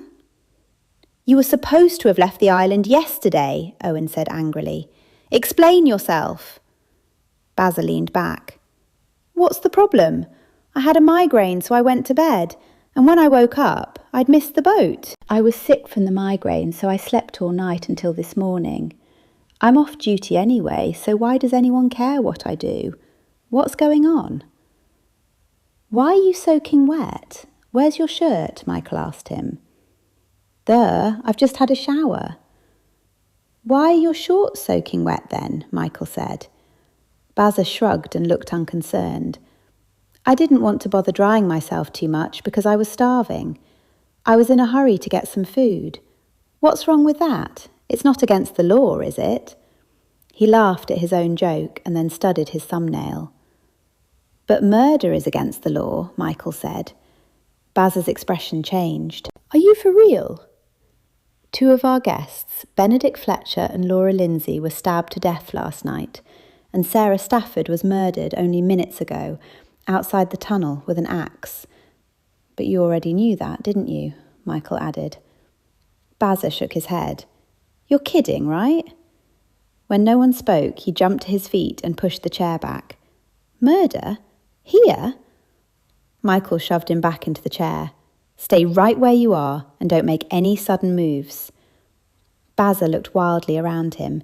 He shot from his chair and made to run away, but he didn't get far. Michael and Owen grabbed him. He struggled wildly at first, but stopped when he saw it was no use. "Seriously, man, I didn't do it. It wasn't me." "Well, let's put him in that room we talked about earlier," Owen said to Michael. "It wasn't me," Bazza said again. Owen and Michael escorted him out of the room, and all the while he was protesting his innocence. I didn't know what to believe. Bazza was soaking wet and shirtless. At this point, it seemed to come down to either him or Vanessa, but I couldn't believe either of them did it.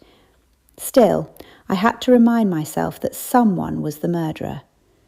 Both Bazza and Vanessa had the opportunity, and for all I knew, one of the others in the room could have slipped out somehow and murdered Sarah. I couldn't see how, but I had to admit that it was a possibility. Lisa had been wet and was drying her hair, and whoever it was acting normal. They weren't going to do anything to give themselves away, and so I had to stay on full alert. I was relieved that the police knew what was happening and were coming, and that Alden knew. He would have told the others by now, and they were no doubt doing spells for my protection.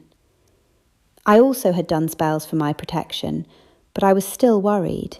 Who wouldn't be? Yet what motive could the murderer or murderers possibly have? I had no idea.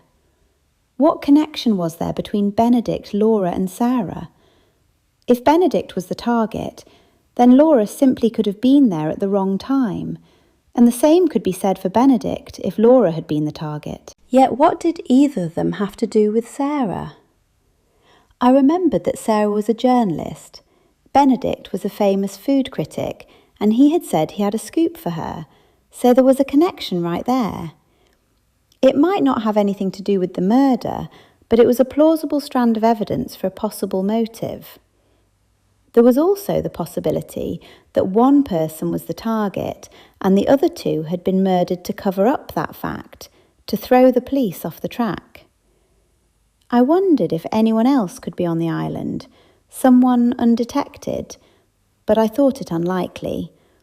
The cooking school resort was the only building on the island, and the wind had been furious. I suppose there was the possibility that someone had been hiding in the tunnels and had only left their cover when they heard us coming. Yet for what purpose? Obviously to murder someone, I thought. I sat on a chair and rubbed my tense neck. I wondered what the dripping sound was, and then realised I was still soaking wet and needed a hot shower. There was no way I was going to walk to my room alone, and I didn't want just one person to accompany me there. Everyone was standing around looking at each other. I spoke up. "Would you all walk me to my room, please? I'm soaking wet and I don't want to go alone." "You're safe now that the murderer's been locked up," Mandy said. "But what makes you think he's the murderer?" Lisa said. "We don't know for sure. It's just as likely to be one of us. I, for one, won't be taking any chances. It had to be Vanessa. Who else had the opportunity to murder Sarah?" "Someone could have sneaked out and done it," Abby said. "Some of us took bathroom breaks, and you can't see the bathroom door from here. Lisa, you took a long shower break, didn't you? And Mandy, you were an awfully long time making coffee. The first tunnel isn't very long. Anyone could have sneaked out there and waited for Sarah." "I'm afraid your shower will have to wait, Amelia." I swung around at Owen's voice. I hadn't even seen Owen and Michael return. "We'll need to bag Vanessa's shirt as evidence." Vanessa jumped to her feet. "Over my dead body." I couldn't believe she had just said that. She continued to screech, clutching her hands over her chest. "You're not having my shirt!" "Yes, we are." Michael took a step towards her, and she backed up against the dining table. "Abby and Amelia will escort you to your room and wait until you change." He walked over to Abby and handed her a large plastic bag. "Abby, have Vanessa put the shirt in there. Make sure you don't touch it. Then tie a knot in the bag tightly and bring it back to me. We'll put it in the cool room with the bodies." Vanessa stomped her foot. "Keep away from me!" "You have two choices, Vanessa," Michael said firmly. "We either lock you in a room until the police come, or you can stay out here with the rest of us on the condition that you give us your shirt." Vanessa's cheeks puffed up like those of a 2-year-old child about to have a tantrum. She appeared to be thinking it over. "Fine," she snapped. "I'm doing this under protest, and I'm going to make a written complaint to—" She appeared to be trying to figure out to whom she could make the complaint, and failed. "I am going to make a complaint." Owen nodded to Abby. "Come on, Amelia. The two of you take Vanessa to her room and make sure you get her shirt. Make sure she doesn't wash it first. She has to take it straight off and put it in the bag. Don't take your eyes off her. Or don't take too long, because Michael and I have to go and get the body and put it in the cool room with the others." His face was ashen. Abby and I trailed behind a furious Vanessa. I wondered if she would slam the door in our faces before we got into her room, but Abby must have been anticipating that as well, because she barged straight in as soon as Vanessa unlocked the door. "I'm just going to the bathroom to take off my shirt, and you two can wait out here," Vanessa said imperiously. Abby shook her head. "No, we have to watch you at all times." "Why?" Vanessa said angrily. "What do you think I'm going to do?" "That was the deal," Abby said. "Either give us your shirt now, in this room, or Owen and Michael will lock you up." I wondered how Abby was managing to stay so calm. "Fine!" Vanessa stormed over to the dresser and pulled out another shirt. "Can I ask you to have the common decency to shut your eyes? I'll stand right here and you'll hear if I move. I don't like people looking at me." Abby and I exchanged glances, and Abby nodded slightly. "All right then, but make it fast. Owen and Michael are waiting." She handed her the plastic bag. Vanessa snatched it and turned her back to us. Abby shut her eyes, and I did too. Moments later, I heard a rustling sound, and I assumed that Abby was pushing the shirt into the bag. Right at that moment, there was a clap of thunder. I instinctively opened my eyes. There was a mirror to the side of the wall, and in it I saw Vanessa clearly. She had a nasty scar on her chest. For a moment, I had a rare pang of sympathy for her. I immediately shut my eyes again. "Finished. Are you happy now?" I opened my eyes and saw Abby had already opened hers. Vanessa viciously thrust the bag at her. "And now I'd like to have a shower, in private. If you ladies don't want to watch, would you be so kind as to wait out here for me? And Amelia, remove yourself from my bed. You're dripping all over it." I moved to stand near the door, where I was dripping puddles of water only on the tiles. Despite the humidity, I was beginning to shiver, and I hoped her shower would be fast. It was not to be. Vanessa's shower was no doubt the longest shower in the history of the earth, and I was sure it was just to spite me. When she finally emerged, I was shaking and hungry. "Come along, Amelia," Abby said. "We'll take you to your room. You're shivering." When we reached my door, I asked them to wait while I checked the rooms. I felt a little silly doing so, but I wanted to be careful. When I saw the room was clear, I thanked them and locked the door. I stood under the shower for ages, thankful for the hot water. I was stressed to the max. This was an absolute nightmare. I wanted to wash away the memory of seeing Sarah, and Benedict and Laura for that matter. The hot water revived me somewhat, and the heat on my neck made me realise just how tense my muscles had been. The water stunned my blisters, but that was the least of my worries. My calves were still aching, but I was too tense to enjoy a long hot bath. There were numerous suspects, yet no clear motive. My goal was to remain alive until the police arrived, and I would have a far better chance of doing so if I knew the identity of the murderer. After I toweled myself dry and dressed, I rubbed some cream on my heels. The blisters were raw and peeling, so I decided to stay barefoot. That's when it dawned on me. How was I going to get out of my room? I felt so silly. I should have asked the others to return in 15 minutes.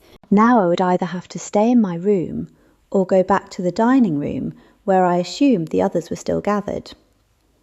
I rested my ear against the door and heard no one. My heart was beating out of my chest and my breathing was rapid and shallow. I wiped my palms on my jeans and looked around the room for something to use as a weapon. I came up empty. I forced myself to think logically. The others were hardly going to let someone wander off alone, so it was unlikely that the murderer would be able to get away from the group to harm me. However, the murderer might be someone outside the building, someone unknown. Yet if that were the case, surely such a person would not risk exposure by walking through the house. I sat back on the bed, my head in my hands. This was all too much. I was going around in circles and not coming to any conclusion. If I stayed in my room, I would go mad, not to mention starve. I had to get back out to the dining room. My stomach growling loudly made the decision for me. I decided I would just have to make a break for it. I crept once more to the door and listened. Again, there was no sound. I decided to sneak along the corridor, and if I saw anyone coming, I would run. I was a fast runner, and I would be even faster if there was a murderer right behind me. I gingerly opened the door with the ball of my foot pressed against it in case someone tried to burst into the room. I opened it a little wider and peeped out. Not a sign of anyone. I stepped into the corridor and shut the door behind me as quietly as I could while looking around me. So far, so good. I tiptoed down the corridor stealthily, which was easy given the fact my feet were bare. To my great relief, I encountered no one. I slowed when I approached the entrance to the kitchen, listening for footsteps. There were muffled noises coming from the kitchen. It didn't sound like anyone preparing food, and I couldn't hear anyone talking. I waited, but the noises continued. I took a deep breath and willed myself to look. I wasn't prepared for what I saw. Chapter 9. Michael and Abby were kissing passionately. I averted my eyes and ducked back into the corridor. I had no idea if they had seen me, but I had no option except to move forward. I reached the dining room without further incident. I almost staggered with relief when I saw everyone sitting there alive and well. "Amelia, I was just about to go back for you," Mandy said. "Not alone, of course. We were all going to go for you." I thanked her. "We'll all have to stay together from now on," Owen said. He turned to the kitchen. "I hope Abby and Michael are okay. I'd better go check." I didn't know whether to say anything to stop him walking in on them, but I was saved from having to make the decision. The two of them walked out carrying trays of coffee and cups, looking as if butter wouldn't melt in their mouths. Owen stood up. "There's something I need to say. This has all been a big shock to me. We're all like a little family here." He cleared his throat and flushed beet red. "This has to be said. I know we locked up Bazza, but I'm not convinced Bazza is the murderer." Everyone murmured, and Owen held up his hand. "I know you all must be thinking the same thing, or why else would none of us go anywhere alone?" Lisa agreed. "I'm sure it's not Bazza." "Better to be safe than sorry," Abby said. "It's not as if he's faced a court of law, yet. We took him on earlier this year at the recommendation of the last pool boy who left in a hurry, and we really don't know much about him." "We really don't know anything about anyone here," Lisa pointed out. "Mandy and I have been coming here for some time, and nothing like this has ever happened before. I've always found Bazza to be a nice, helpful man. I'm sure it wasn't him." She looked around nervously as she spoke. "Amelia and I were together in the tunnel when Sarah was murdered," Owen said, "so that rules both of us out. And I think it's fair to say that whoever killed Sarah also killed Benedict and Laura." Vanessa set down her coffee with a thud. "True, but that doesn't rule out there being two murderers. There could be two people in it together." Everyone looked around the table with fear in their eyes. "It is certainly possible that two people are in it together," Michael said. "But for all we know, Bazza has a criminal record. The police could be looking for him at this very moment. He's only been here a short time, so he could be fleeing from anything. Maybe he left a trail of murders behind him on the mainland."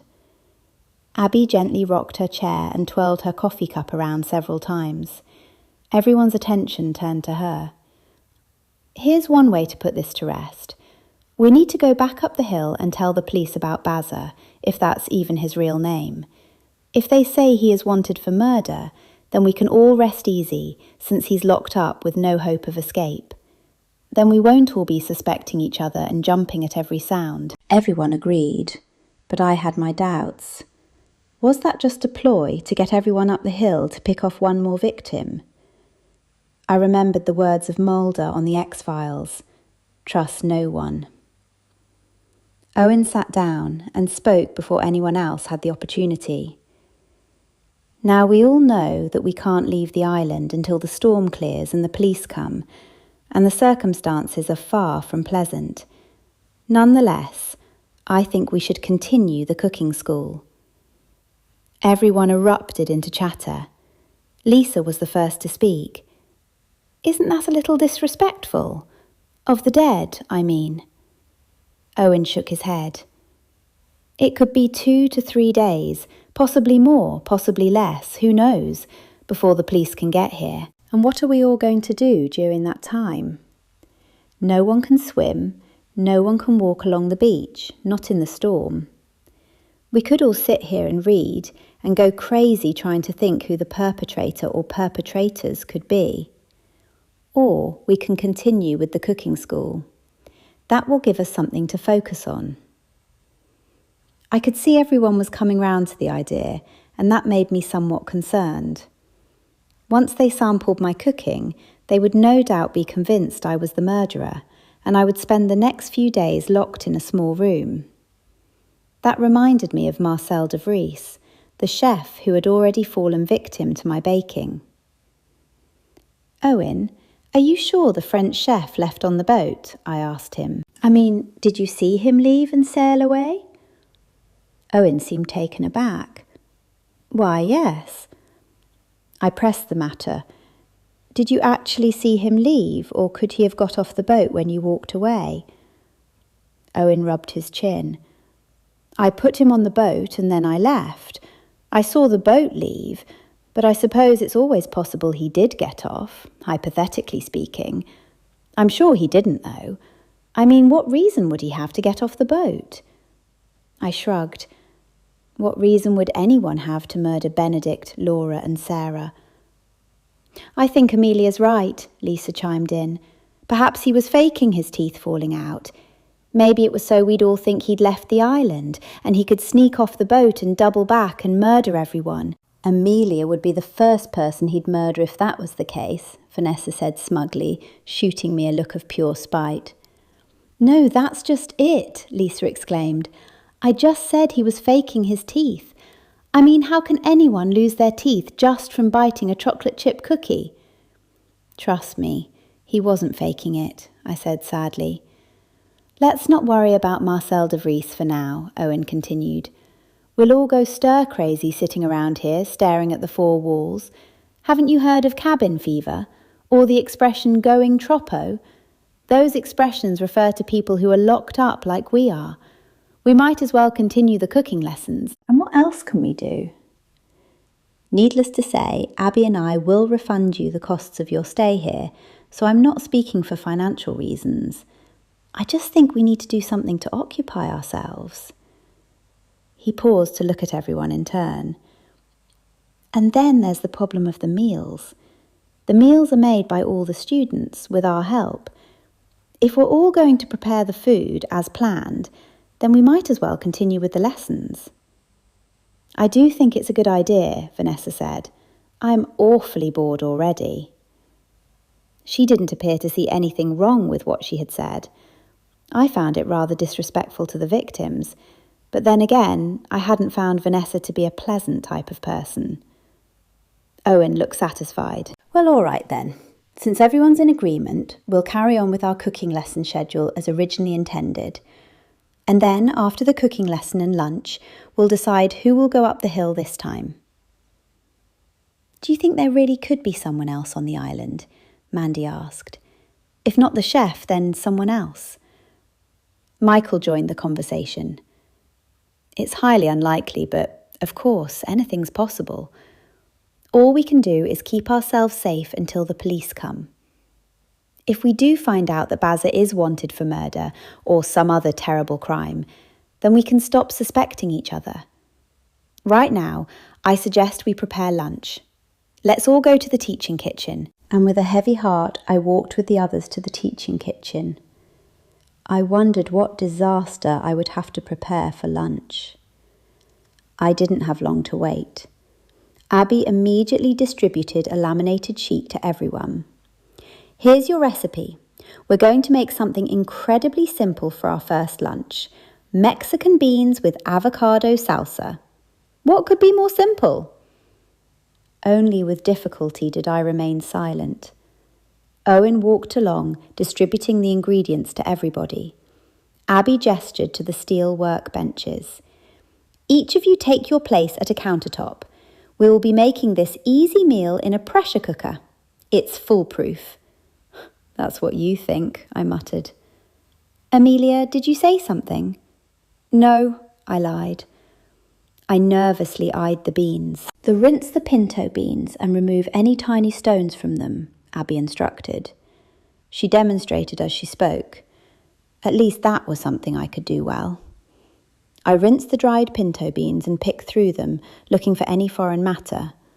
I probably spent too long rinsing my beans, because I looked around and saw others were fastening their lids. I quickly consulted the recipe and added the required cups of water and the tablespoon of extra virgin olive oil. I poured them all into the high pressure cooker and then shut the lid. I set the pressure cooker to high pressure. What a relief! It had all gone far better than I thought it would. Now I saw that everyone was chopping up vegetables. The recipe told me to chop up the bell peppers and the onion.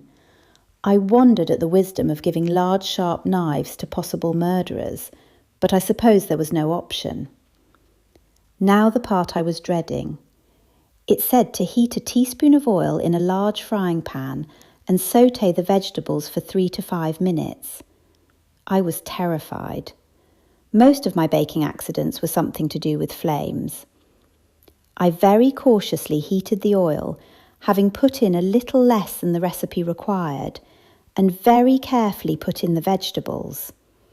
I kept an eye on the flame, but so far all was going according to plan, much to my surprise. I reluctantly dragged my gaze from the flames to look at the recipe and saw that I had to add oregano, ground cumin and minced garlic, and then cook a further 2 minutes. It was with enormous relief that I turned off the gas and removed the frying pan from the heat. One thing was for sure, my cooking was definitely improving. The recipe then required that I remove the beans and drain them, but not rinse them. I did that, feeling a sense of achievement. I then placed the beans back into the pressure cooker with the sautéed mixture, along with 3 cups of vegetable broth. This time I had to cook the mixture for 6 minutes at high pressure. I turned the pressure cooker to high and checked my watch. What a relief! I was almost done. Now I just had to make the salsa, but that did not include any baking. I looked up at Abby and she was nodding at me approvingly. I diced the avocados into small pieces and put them in a glass bowl and then poured on some lime juice. I paused to see what everyone else was doing. It seemed I had caught up to them because they were all dicing avocados as well. Well done, everyone, Owen said. Now we just have to wait for the beans to cook, and then we'll season them to taste with freshly ground sea salt and black pepper. We will serve them hot with the salsa in the dining room. I'm sure everyone will enjoy a hearty meal. He was about to say more when there was an almighty explosion. At first, I thought someone had thrown a hand grenade into the room and was firing bullets at us. We all dived under our benches. I peered out from my place of safety, terror-stricken. Finally, the assault stopped, and I gingerly crawled out. It's safe to stand up now. Abby sounded angry rather than scared. I wondered why there was an edge to her voice. But someone's trying to shoot at us, Lisa said. No, it was just an accident, Abby said, with the same edge to her voice. I stood up, as did the others, and saw that Abby was pointing to the ceiling. I followed her gaze. There was a pressure cooker lid wedged in the ceiling above me. I looked back at the others. They had beans stuck to various parts of their body. Owen had a bean wedged in his ear, and a bean was stuck on the middle of Michael's forehead. Abby had a row of beans in the formation of a tiara stuck to her hair. I considered pointing this out to her, and then thought maybe I should not. Let this be a lesson to you all to make very sure the pressure cooker lid is secured firmly, Abby said tersely.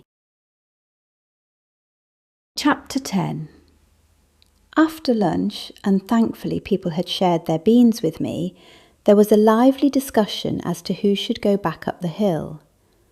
Once again, nobody had any objections to me going, no doubt thanks to my spell to ensure that would happen. I think I should go, Owen said, and Michael should stay with the remaining people. Abby crossed the room to look out the shutters. I want to stay. I'll stay with Abby, Mandy said. I'm not going, Vanessa screeched. And what if the food's poisoned? We'll all die if we eat it, or starve if we don't. A hush fell over the room. That idea had not occurred to me, nor to anyone else, judging by the looks on their faces. It was a strange change of subject, but I thought it a valid point. I know you're the murderer, Lisa piped up. She stood up and pointed at Vanessa, who simply rolled her eyes. And what makes you think that, Sherlock? Vanessa asked. It's either you or Bazza, and I know it isn't him. I can't think of anyone else. I silently agreed with Lisa. If it wasn't the pool boy, then Vanessa was the next likely suspect. I would have locked her up with him, but I didn't know whether that was just because I didn't like her. Vanessa leaped from her seat, and Michael hurried to separate the two women. She pursed her lips. I'm not going up the hill again. After Vanessa declared she was staying, Mandy and Abby said they wanted to go up the hill. I wondered if that was because they secretly thought Vanessa might have had a hand in Sarah's murder. I'm getting a headache, Lisa said, rapidly standing up and rubbing her forehead. I can't go after all. It's settled then, Vanessa said. Lisa and I will stay. I saw Owen and Michael exchange glances. I have to go to my room, Lisa added. I feel really sick. I think it's a stress headache. Michael and I will take you to your room, Owen said. Make sure you lock your door and don't open it to anyone. I mean anyone. When we come back, we'll knock on your door. Make sure you hear 2 voices before you open the door. Bazza's locked in the room, so don't go near him. Michael and I will check on Bazza to make sure he is still safely in his makeshift prison cell. We were all quiet while Michael and Owen were gone. I wondered if Vanessa really would insist on staying on her own. That would be foolhardy, to say the least. I was hoping the storm would be on its way out by now, Owen said upon his return. But it looks as though that's not the case. Now, we have to settle the matter of who stays and who goes. Will anyone stay behind with Vanessa? We need 2 people. Lisa will be in her room, so she doesn't count. His remark was met with dead silence. There were no volunteers. Vanessa, you'll have to come with us, Owen said, unless you want to stay locked in your room. Vanessa left her chair, her face red, and her eyes narrowed into slits. All right then, but I'll have you know, I'm coming under protest. She pushed past Owen and stormed out of the room. Once again, I wasn't keen to go up the hill, but I would do anything to get a chance to speak to Alder, or even send him a message. And like the last time, I had already written a text, and so all I had to do was send it as soon as I had service. Hopefully, there would again be reception up the top of the hill. I couldn't shake off the reminder that Sarah had been murdered on my last venture up the hill, so I hoped nothing would happen this time, especially not to me. I did suspect Vanessa, so I was disappointed that she was not staying behind. I intended to stick like glue to Owen, because my suspicions had been right. Sarah and Vanessa had been the two to bring up the rear, and look what had happened to Sarah. It's always the ones who bring up the rear who get killed. I wasn't as scared entering the tunnel as I had been the first time. After all, I was now familiar with the tunnels, but Mandy was none too thrilled, judging by her comments. I had my phone in my pocket in case the flashlight batteries failed, and I had charged my phone. The first thing I noticed was the smell and the cold. The interior of the building itself was warm, but the tunnel had a kind of damp coolness to it. It was as if the walls exuded moisture. It was not a comforting feeling, rather one of some type of hidden threat. And in fact, I suppose that danger did indeed lurk around every corner. Mandy clung to my arm. It's not too bad, I said in an attempt to reassure her. This tunnel doesn't go for too long, and then we come out into the jungle. Well, it's not exactly a jungle, but we come out of this tunnel into it, and it's like tropical undergrowth and stuff. I knew I was not making much sense, but I continued regardless. Then we have to sprint to the next tunnel because it's horribly windy. Then we go uphill, and there are lots of stairs, but it's not as bad as you think, because the tunnel is wide and not at all scary. But if you don't reckon on the axe-wielding murderers, I added silently. When we reached the end of the tunnel, I saw that one axe was firmly still in the chopping block. The wind wasn't as violent now, but I clung to every tree I passed so it didn't blow me over. Thunder was rapidly approaching and the air pressure was building. It was as if the whole environment was on an adrenaline rush. We all sprinted after Owen across the gap between the tunnels. Mandy did her best to stick closely to Owen, and I did my best to shoulder her out of the way without being too obvious about it. Lightning flashed as I ran between the tunnels, my heels painful and bleeding. Vanessa complained at length for the entire second tunnel, saying she was short of breath and needed to sit down. I doubted she would sit in the dirt, and when Michael finally called her bluff and said we should all stop while she rested, she merely leaned against the wall. I was tempted to suggest leaving her there until our return. My calves were burning by the time I reached the top of the stairs, but that was nothing compared to the pain in my heels. Again, I would have much rather stayed in the safety of the building, but I figured I had to be the safest person on the island, given my own protection spells and those of my friends. And as before, there was no way I would miss an opportunity to speak with Alder. I was relieved when we finally left the tunnel and climbed the rocky embankment to the top of the hill. It was still more sheltered than the place between the tunnels.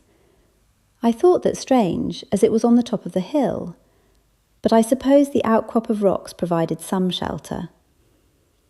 I fell into the same pattern as before, pressing send continually until the message sent. This time there was a message from Alder, telling me that he and the others were doing spells for my protection. He asked me to call him as soon as I could. I was able to get through on the third call. "Amelia, are you all right? What's happened?" "I've texted you all the details. There's been another murder, Alder. They suspect the pool boy, Bazza Aston. Would you see if you could find out anything about him? Older, I'm really scared. Amelia. With that, the connection dropped out.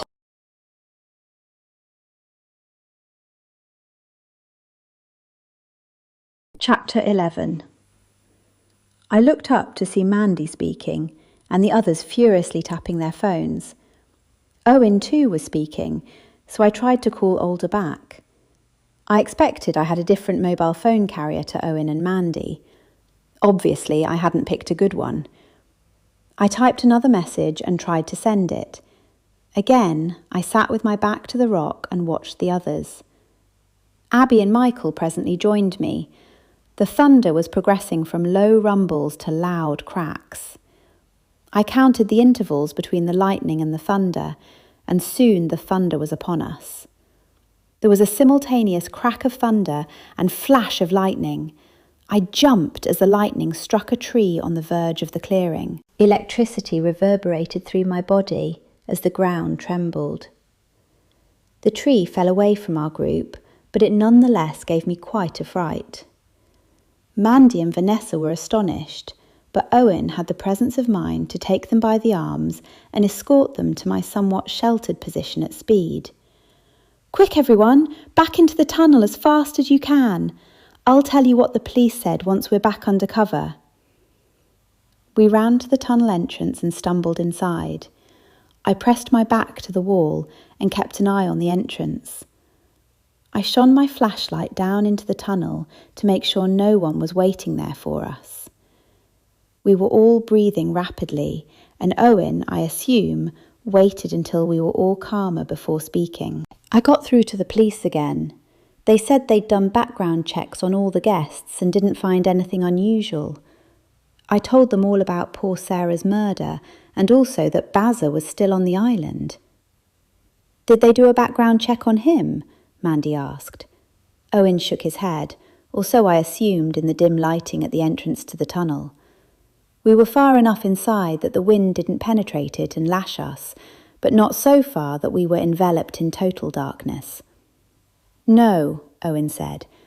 "I didn't know that Bazza was still on the island when Benedict and Laura were killed." With that, he headed into the tunnel, with me right behind him. Tears were streaming down my face at the pain in my heels, and the blisters were red raw and bleeding, and to say they hurt was an understatement. I did consider taking off my shoes, but that would mean I would lag behind, and goodness knows what was on the tunnel floor. I certainly couldn't afford to gash my feet, though the blisters were horribly painful. Every step was agony, but the alternative would have been far worse. It wasn't long before I was overtaken, and I struggled to keep up with the others. Even if it weren't for the bad blisters on my feet, the others were keeping up an incredible pace.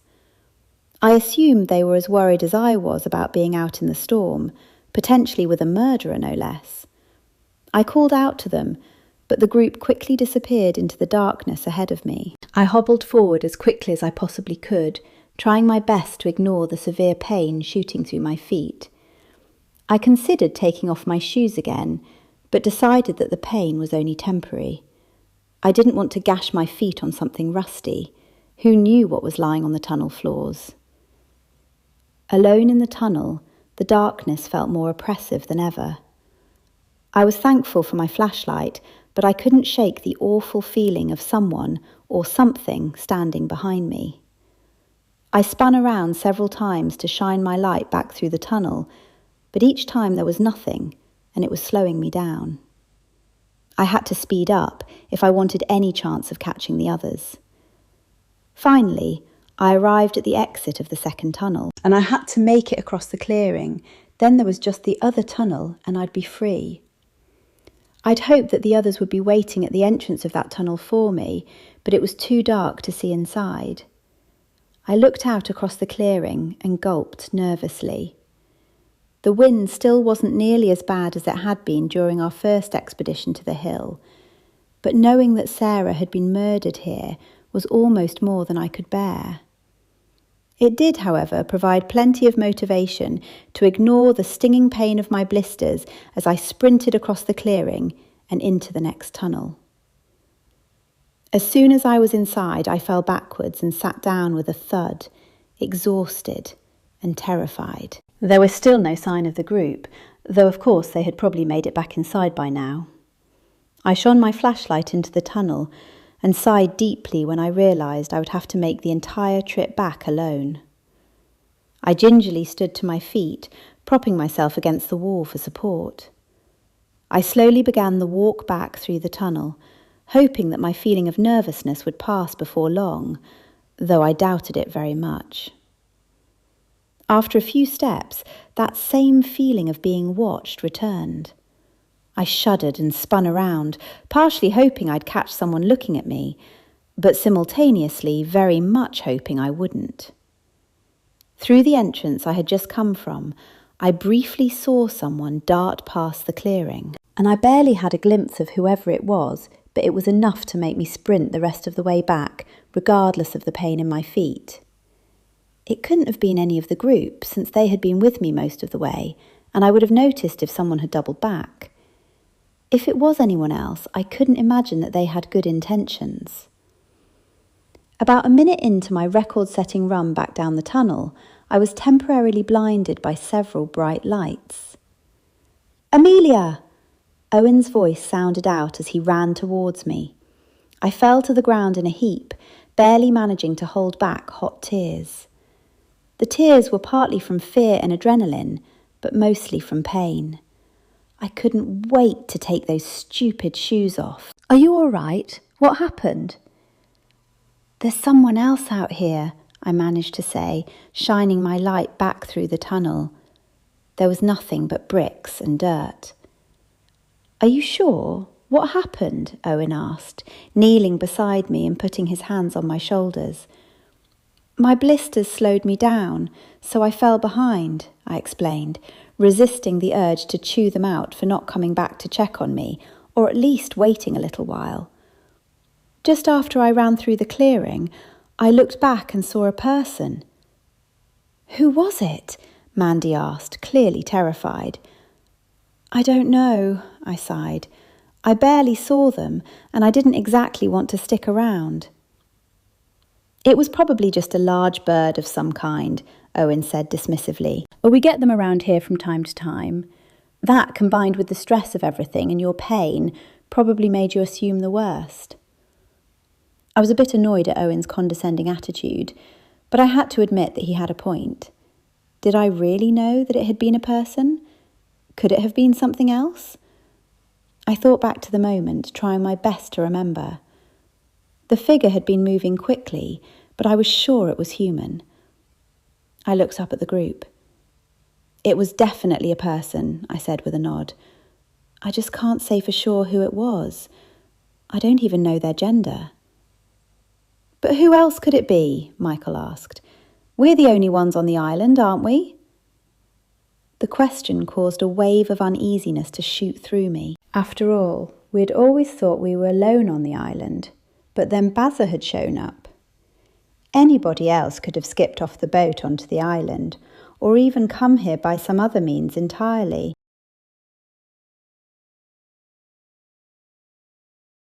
Chapter 12.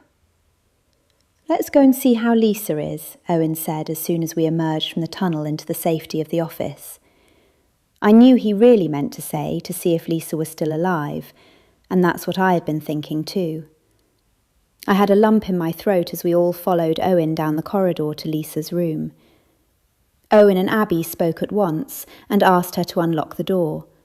She did presently, and looked none the worse for wear. "How are you feeling now?" Abby asked her. "Fine, thank you. I only woke up a few minutes ago. Is everyone all right?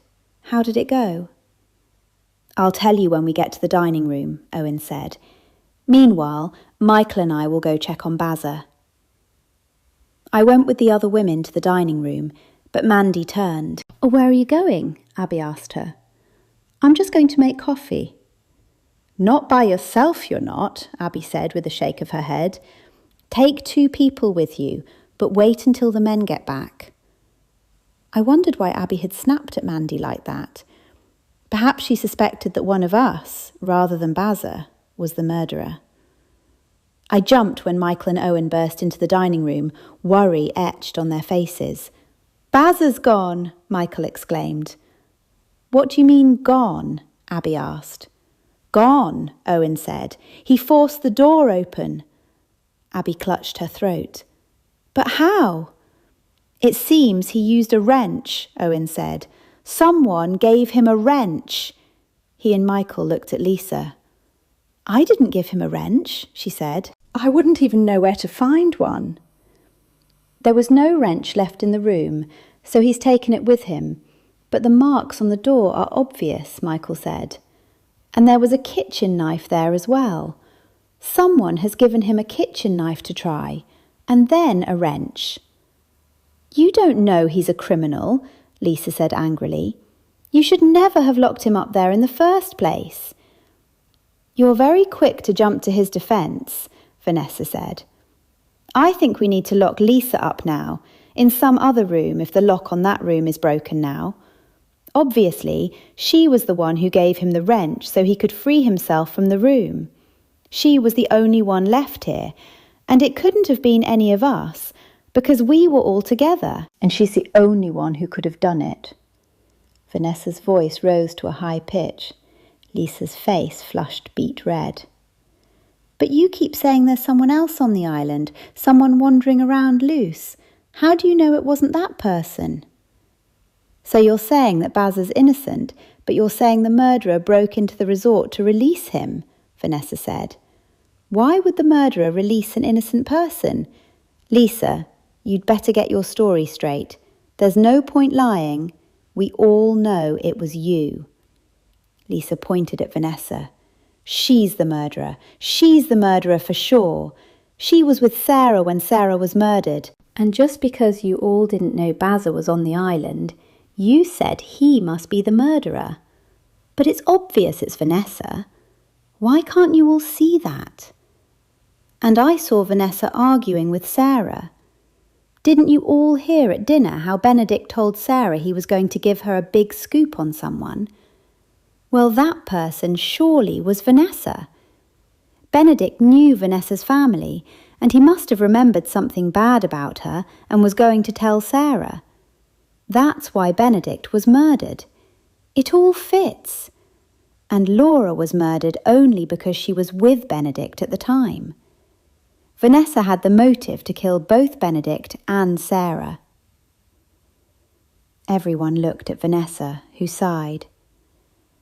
"I'll tell you my story, but I need a glass of wine first." Michael obliged by pouring her a glass. He offered one to all of us, but we all declined and helped ourselves to water instead. Vanessa sighed again. "It's a horrible, long story," she said. "I had a sister, Victoria. We had no siblings, and our parents died in a car wreck when we were teenagers. I went to Oxford University and met my husband there. He was a professor, a much older man, and he died one night of natural causes. It was most unexpected." She paused at this point to dab at her eyes, but I could see they were completely dry. Call me cynical. She pressed on. "Without going into all the details, Victoria became unbalanced. She was always unhappy because my parents favoured me, to be honest. Anyway, I was the heir to my husband's fortune, and I'd lost touch with Victoria, who had fallen into poverty after becoming addicted to prescription drugs. She contacted me and said she wanted to meet, so I invited her to a spa by the sea in Essex. We had a good time and reconnected nicely, but I had no idea that she was going to kill herself. Looking back, I can see that she wanted to reconcile before she committed suicide, and at the inquest, the psychiatrist said she'd mentioned that too. If only I'd known that at the time. She threw herself off a cliff on the last day we were at the spa. Vanessa stood and crossed her arms. Benedict thought I was my sister, that's all. My sister and I were only a year apart in age. I myself had never met Benedict, but my sister mentioned him. She snorted rudely. Benedict and my sister went to Cambridge University together for a semester. if I remember correctly. Then my sister needed surgery and dropped out after that. You can see why Benedict got an awful shock to see me. He must have thought he'd seen a ghost.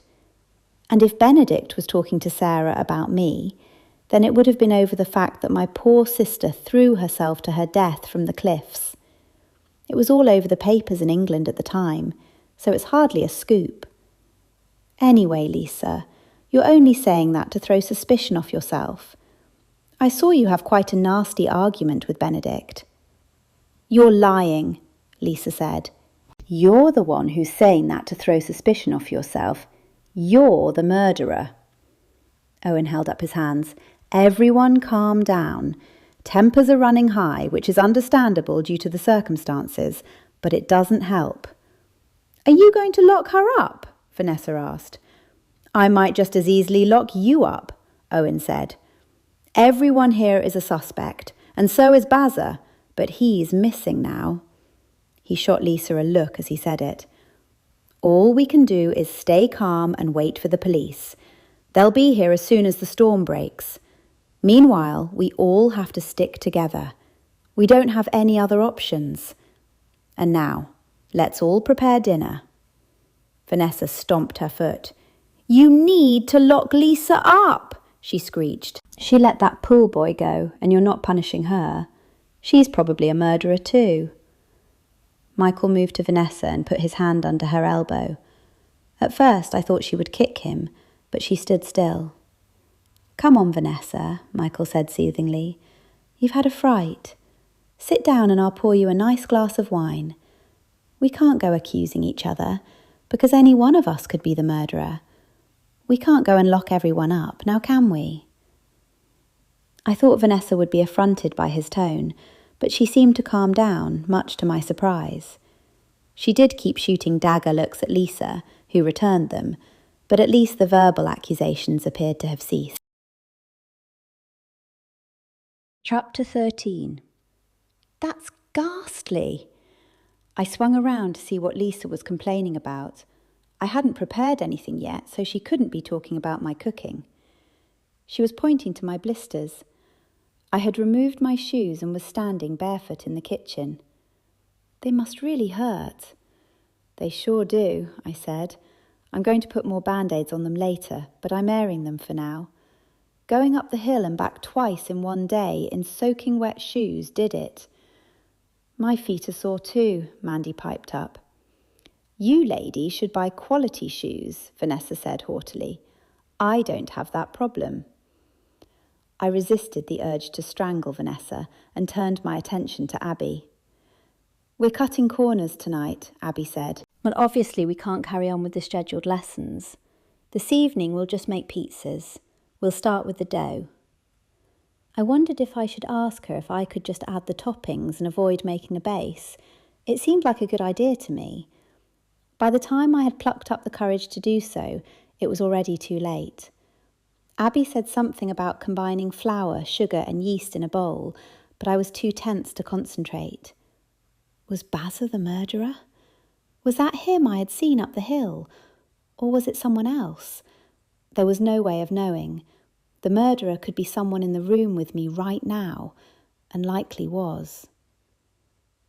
I was so deep in thought that it took me a moment or two to note that Abby was speaking to me. No, you're supposed to knead it lightly, Amelia, not try to kill it.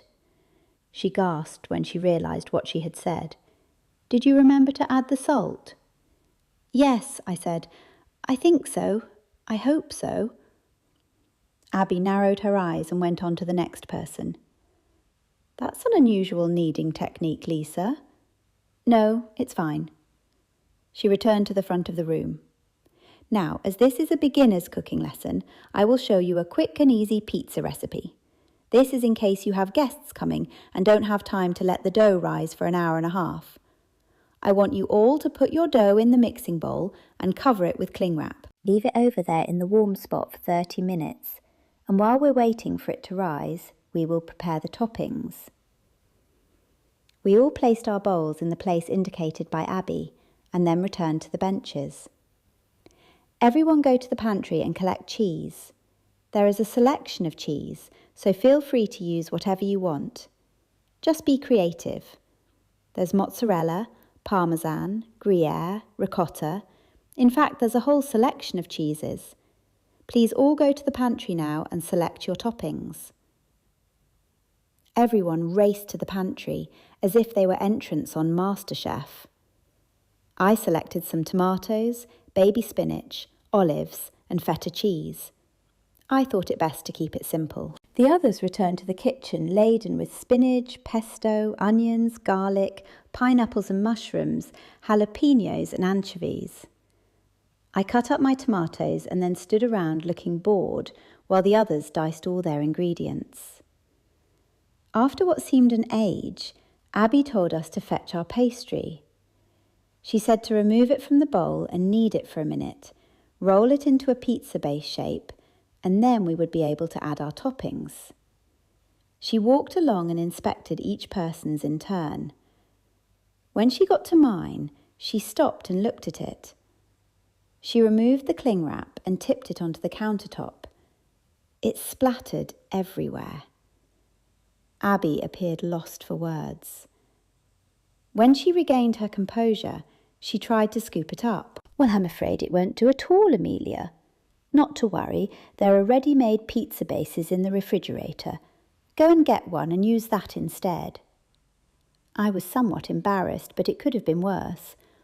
I went to the refrigerator and found a wrapped pizza base. It was even labelled. I read the label 5 times just to make sure I had not mixed it up with something else, but it definitely said pizza base. I went back to my workstation and added the toppings to it. Abby instructed us to put our pizzas in the oven, so that is exactly what I did. Everyone else left their benches and chatted, but I kept my eyes on mine for the first few minutes. Nothing untoward happened, so I went to join the others. And the conversation was tense, but at least people weren't accusing each other of murder. There had been no thunder for a while, but the rain was still furiously beating against the windows. Michael was the first to notice the smell. "What's burning?" he asked. I immediately went to my oven and turned it off before opening the door. The most awful smell emanated from it, reminiscent of old socks and dead flesh. Michael pulled me away from the oven. "Don't breathe it in. The fumes would be toxic." He turned on the fan above my oven and then instructed everyone else to turn on theirs. Abby turned on the overhead fans in the room. "It's obviously not safe to open the windows," she said. "So everyone, get your pizzas from your ovens as fast as you can and take them to the dining room." Everyone did as they were told, coughing and spluttering. I apologised at length. "Don't worry about it," Owen said, glaring at me. "Listen, everyone, we can't go back into the teaching kitchen tonight. I'll have to scrape the molten plastic from the bottom of the oven tomorrow." "Oh, is that what happened?" I asked him as we made our way from the kitchen. "Yes," he said through gritted teeth. "You didn't remove the plastic base that was under the pizza before you put it in the oven." I slapped myself on the side of the head. I didn't even know it had one. No wonder it smelled so bad. But no one spoke to me again until we were in the dining room. Everyone cut their pizzas into pieces and distributed them around the table, so at least I had plenty to eat. I did feel a little guilty about eating the pizzas that everyone else had made after nearly causing a large-scale environmental disaster, but they didn't seem to mind sharing, so I wasn't going to decline. They probably just wanted to make sure I didn't go back into the kitchen in search of food. I also felt a little bad about how good everyone else's pizza tasted.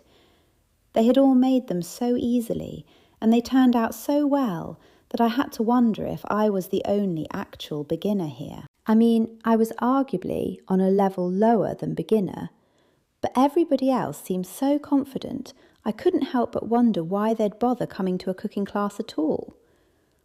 I was becoming more certain that this was all a front for a good time, as some like to call it.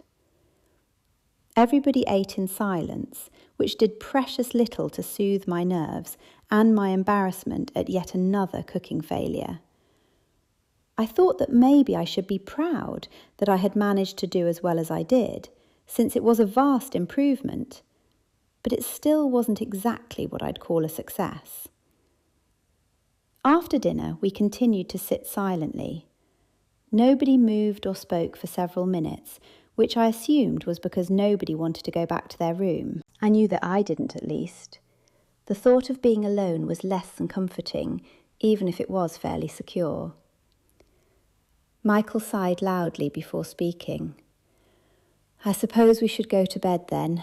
Need to be up early for breakfast," he said, managing a weak smile. Everybody murmured their agreement and stood up. I followed suit, not looking forward to another restless night. Owen and Abby led me back to my room, waiting with me as I checked every nook and cranny for intruders.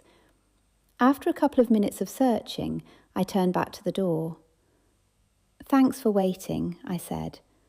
"Oh, that's fine," Abby replied with a tight smile. "Can't be too careful, I suppose. We'll come and collect you early tomorrow. Don't leave your room until you hear both of us at the door." I nodded. "Don't worry, I definitely don't plan to." The idea of staying in my secure room was scary enough, so I absolutely had no intention of wandering around the halls at night. Abby and Owen bid me goodnight and headed back to the dining room to escort the others. I locked the door behind them, checking 3 times to make sure it was secure. I glanced around the room to see if there was anything I'd overlooked that could be used to secure the door, but came up empty again. The door was thick and heavy and the latch strong, so it was unlikely that anybody would be able to break through it. And if anyone did manage to steal a set of keys, they wouldn't be able to get in due to the latch. My heart jumped as I remembered that I hadn't latched the sliding door. I ran over to it and sighed with relief to see it was still latched tightly from the previous night. That made sense, I thought, since I had no reason to unlatch it. It was not as secure, because anyone skilled would be able to open it with a knife. I could only hope nobody would try. The storm had subsided to some degree, but heavy wind and rain still pelted the island, and my window was all that stood between me and the wild elements of nature. I peered out through the window and looked over the island. It would surely be beautiful in nicer weather and without a murderer on the loose, I thought, before I realised how obvious that was. Just as I moved to turn away, I glimpsed something outside. I peered closer, my face all but pressed against the glass. In the distance, I saw something moving around in the storm.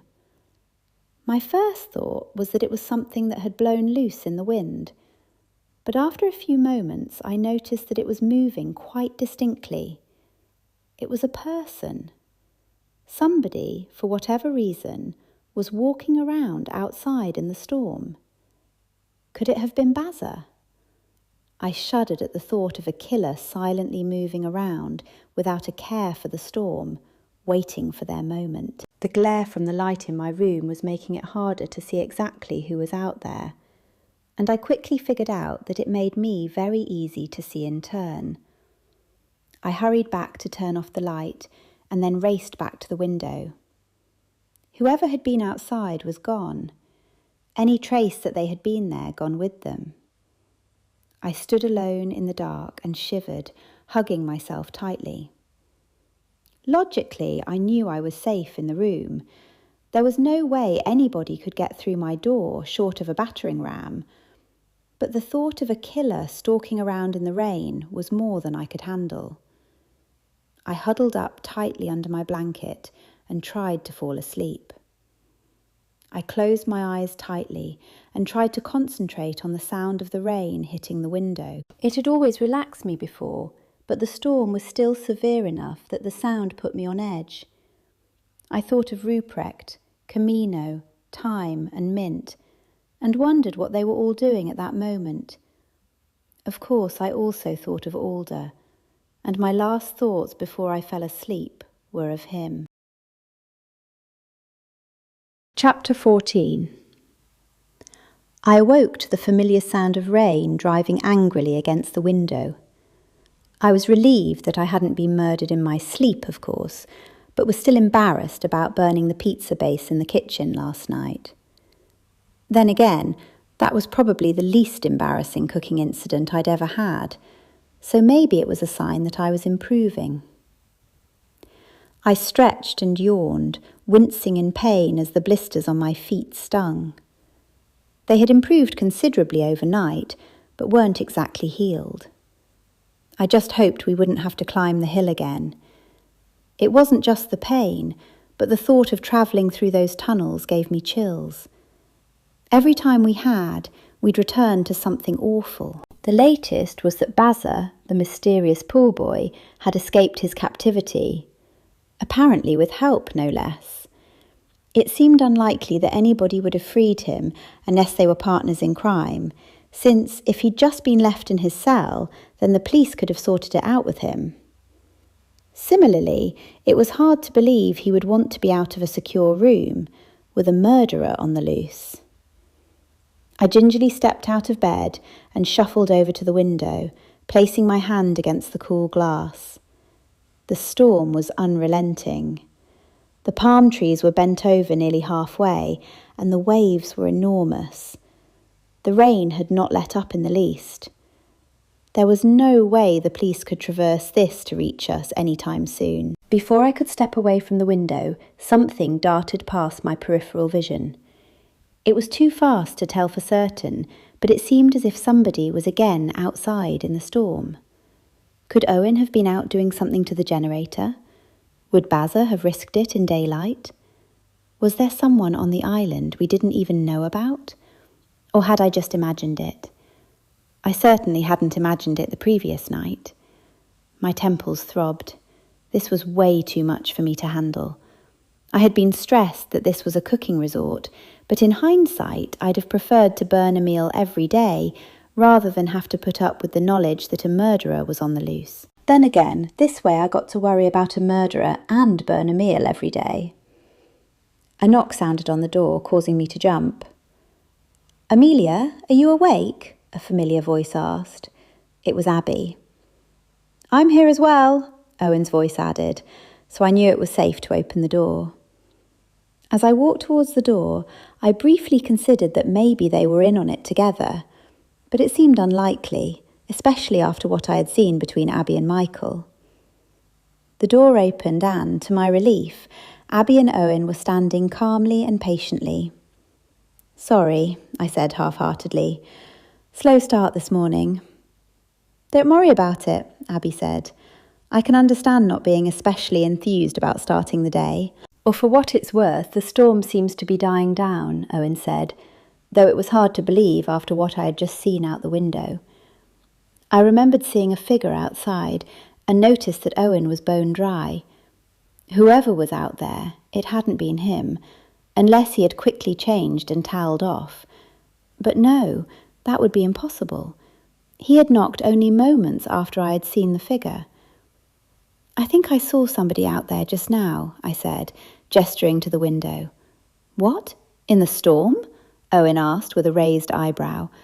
When I nodded in response, he hesitated for a moment before speaking. "Are you positive? It's dying down, but it could still easily blow somebody over. At any rate, the others have already gathered in the dining room." I sighed and rubbed my head. "No, I guess I'm not positive. I'm fairly sure I did." My voice trailed off away. "I'm sure I did see someone out there last night." "Well, let's get some breakfast. If somebody was out there today, they'll be soaking wet, so they'll be easy to spot. It's more likely the stress is just getting to you," Abby suggested. The thought wasn't exactly encouraging. Still, I supposed it was better than a mysterious stranger running about. The three of us walked wordlessly to the dining room together. I glanced around the room, doing a quick head count.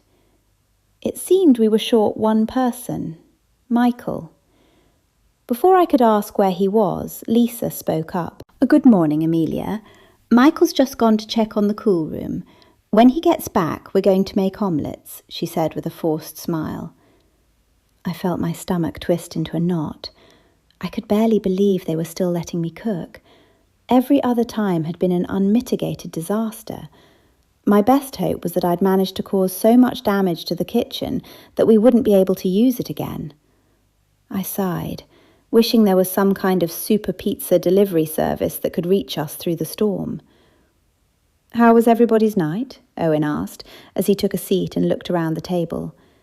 Lisa shrugged silently, and nobody else so much as reacted. "Fine, I guess," I said, just to break the silence. "I did see someone outside last night, but I couldn't make out who it was." "Oh, that reminds me," Owen said, interrupting me. "Has anybody been outside today?" "Out in the storm?"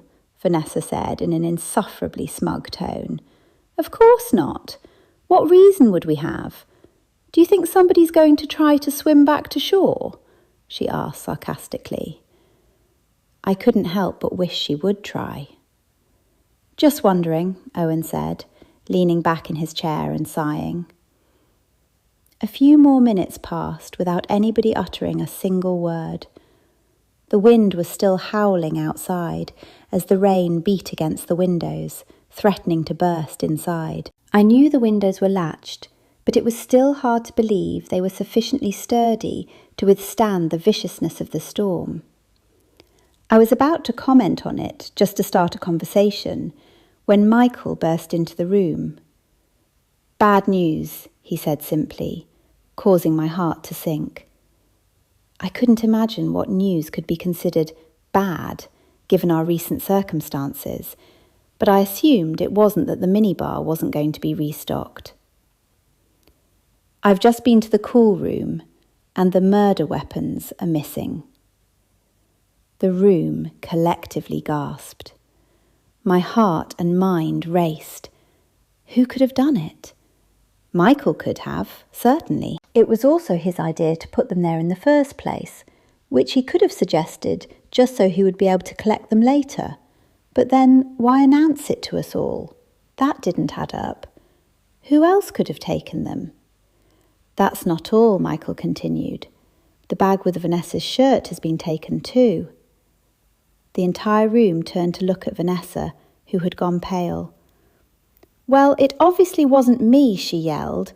"Why would I give it to you willingly and then steal it back? It so obviously points to me." Owen nodded.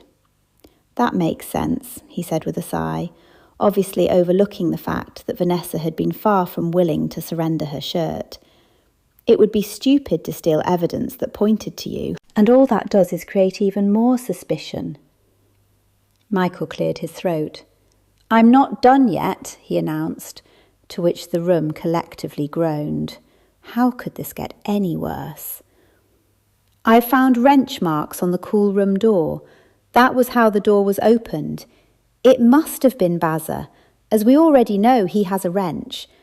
We won't be able to use it as a secure room anymore," Michael explained with a pained look. "Mind if I have a look?" Owen stood up as he asked Michael. "It's not that I don't trust you, but none of us can be sure unless 2 people have seen it. Take me to it and we'll be back in no time." Michael nodded and the 2 walked off towards the cool room. "It's obvious you did it," Lisa snarled at Vanessa. "None of us are falling for it." "Back off," Vanessa said viciously. "Why would I steal my own shirt back? That would just make me more suspicious. I bet you did it just to frame me." "Oh, as if." Lisa stood up suddenly, knocking her chair aside. "You have the knives too, I bet. Well, I'm not going anywhere alone with you." "Calm down, you 2, Abby said with a sigh. "Michael and Owen won't be gone long. Let's start breakfast." I felt my stomach twist into a knot all over again. I almost preferred people accusing each other of murder to having to try to cook an omelette. I sighed, preparing myself for the worst. To look on the bright side, I had caused slightly less damage with each attempt, so maybe this time I'd only start a small fire. We all gathered in the teaching kitchen, where Abby explained the process to us as usual. She laid out the ingredients in front of us as she spoke. "Today we're just making a simple cheese, ham and tomato omelette. It should be quite foolproof," she muttered, giving me a pointed look. I knew I'd prove her wrong, willingly or not. For the first time since I'd arrived, I was thankful for the storm raging outside. If I did manage to start a fire, at least it wouldn't be able to spread far, though I didn't much enjoy the thought of huddling in the tunnels while we looked sadly back at the burned remains of the resort. I swallowed hard and looked down at my ingredients. Eggs, a tomato, some cheese, slices of ham, milk, butter, and a small assortment of herbs. Everybody else was either finely dicing their tomatoes with impeccable skill or already whisking a mixture together. "You can sit this one out if you'd like, Amelia," Abby said with a hopeful smile. It took all the willpower I had to turn her down, knowing that I had to improve, even if it meant causing one disaster after another. Abby slinked away sadly, probably going to stand by the nearest fire exit, or so I thought. I followed the written instructions as closely as I could. I turned on the hot plate, whisked the eggs with salt and pepper, and reluctantly poured it into the preheated pan. To my relief, nothing exploded or caught fire, and seemed to be going very well. The tomato didn't take long to dice, and then I scattered some herbs, tomato, and cheese throughout the mixture as it cooked. "Amelia!" Abby screamed, running towards me. I turned back to see that my omelette had turned a dark brown, almost black, as Abby grabbed the frying pan and took it off the hot plate. "What happened?" I asked sadly. "You had the hot plate up way too high," she said, exasperated. "Too high?" I shrugged. "I didn't think the hot plate could be lowered," I said, wondering how it worked. It seemed to me that everybody else's hot plate was sitting on top of the stove, just like mine was. Chapter 15. "I don't see why we all have to go up that stupid hill again," Vanessa said for the 5th time. "I'm sure that stupid pool boy won't come back. Why don't half of you go out and leave the other half of us here?" The normally unflappable Michael sighed and rubbed his eyes. "We don't know if Bazza actually is the murderer," he said, "as we have already discussed. It could be one of us. If it is one of us, then it's not safe to leave that person with just one other person. That is precisely why we go to all the trouble of escorting everyone to their rooms of a night and collecting everyone from their rooms of a morning." He said it very slowly, as if speaking to a particularity irritating and slow to understand child. "Oh, well, I don't like it," she said. "My feet hurt. I can't go out there again." "Surely your high-quality shoes haven't hurt your feet," I said snarkily. I was completely over her whining and complaining. We were all in the same boat, so to speak. Everyone was tense, but everyone else was doing their best to make it bearable. She shot me a look of pure malice. "It's just stupid. It's just a stupid idea for all of us to go up the hill. What is this? The 3rd time up the hill? If we hadn't gone up the hill, then Sarah would still be alive." "We had to speak with the police," Owen said wearily. "And now we need to find out from the police if Bazza has a criminal record." Vanessa held up her hands. "And if you find out that he's a murderer, what will you do then? You will rest easy because you'll know it's him? Is that what you were about to say?" She put her hands on hips and jutted out her jaw. "Look, Vanessa," Michael said in a conciliatory tone, but I could tell he was reaching the end of his patience. "There have been no murders since we've all gone everywhere together and stuck together. And while I could suggest locking you in your room, I don't think that will be safe. Sure, we allowed Lisa to remain behind in her room, but that was before Bazza escaped." "I didn't let him out," Lisa said, not at all convincingly. I rubbed my temples. This was all so stressful. It seemed obvious to me that Lisa had helped Bazza escape, but I had no idea why. I certainly didn't want to go up the hill again, listening to Vanessa complaining incessantly, and worse still, my heels were red raw. I was dreading the thought of shoes. Thank goodness I had plenty of Band-Aids. Still, Michael was right. We all did have to stick together. It was the only way to stay safe. And what Michael did not say, but I had already realised, is that if the police said Bazza did not have a criminal record and had no connection to any of the guests, that meant it was far more likely, even certain, that one of us was the murderer. We did need to hear what the police had uncovered. This time, going up the hill had the added threat that Bazza was out there somewhere on the island. He could be waiting in ambush, but he was unlikely to take on a group of people. Owen stopped to talk to us before we went into the tunnel. Listen up, everyone. I'm sure I don't need to tell you to be alert. Very alert. If anyone sees Bazza, call out to let the rest of us know immediately. I'm sure there's no way he'll let himself be seen, so for that reason he'll pose no threat to us, so long as we all stick together. It's very important that we do stick close and keep our eyes open. I doubt he'll be hiding in the tunnel because he'll expect us to go up the hill again to get mobile phone service. He wants to keep out of our way even more than we want to keep out of his. I sure hope that was true. We're going to do things a little differently this time, Owen continued. I'm going to go at the front and Michael will bring up the rear. You're all to make very certain that you stay between the two of us. Is that understood? Everyone readily agreed. I thought that was a smart move.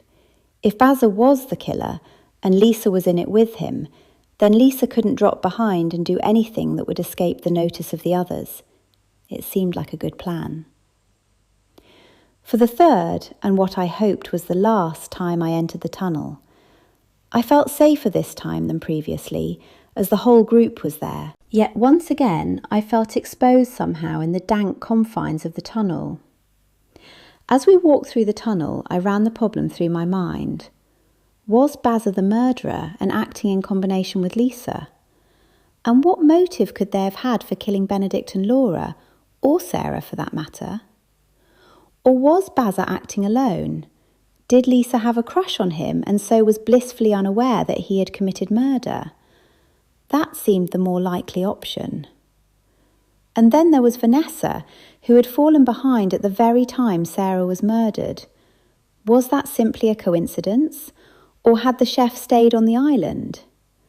And Owen and Michael seemed awfully friendly. Were they the perpetrators? For the third time, I approached the end of the tunnel and saw the chopping block. This time, Owen stopped and manoeuvred the axe out of the block of wood. My heart sank to my stomach. Could Owen be the murderer? Was he about to attack us, swinging the axe? I experienced a moment of pure terror. Owen looked back over his shoulder. I should have got this the last time. It's unwise leaving it out in the open, and I'm surprised Bazza hasn't taken it by now. If we do run into Bazza, it'll be good to have this axe. With that, Owen took off and ran for the next tunnel. The storm had definitely abated. The rain was only half strength now, and the wind was nowhere near as violent, and that meant the police would be here soon. I nearly cried with relief, but I still had to keep myself safe until they arrived. Halfway up the stairs, my heels started to hurt again. I reached down and could feel the band-aids had worked their way off. I had brought extra band-aids in my pocket, but I would have to wait until I was at the top of the hill to stick them on. When we emerged from the tunnel and climbed up the short outcrop of rocks to the clearing, I saw at once that I had service on my phone. I immediately received a bunch of texts, some from Time, some from Ruprecht, and all the rest from Older. Owen was already speaking into his phone, hopefully to the police. What if this was all a front and he had never actually contacted the police? My heart beat out of my chest.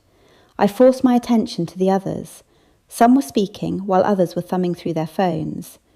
Ruprecht and Time had both texted me to say they were doing spells for my protection, and while Older had said that too, he had also sent me screenshots of various news articles.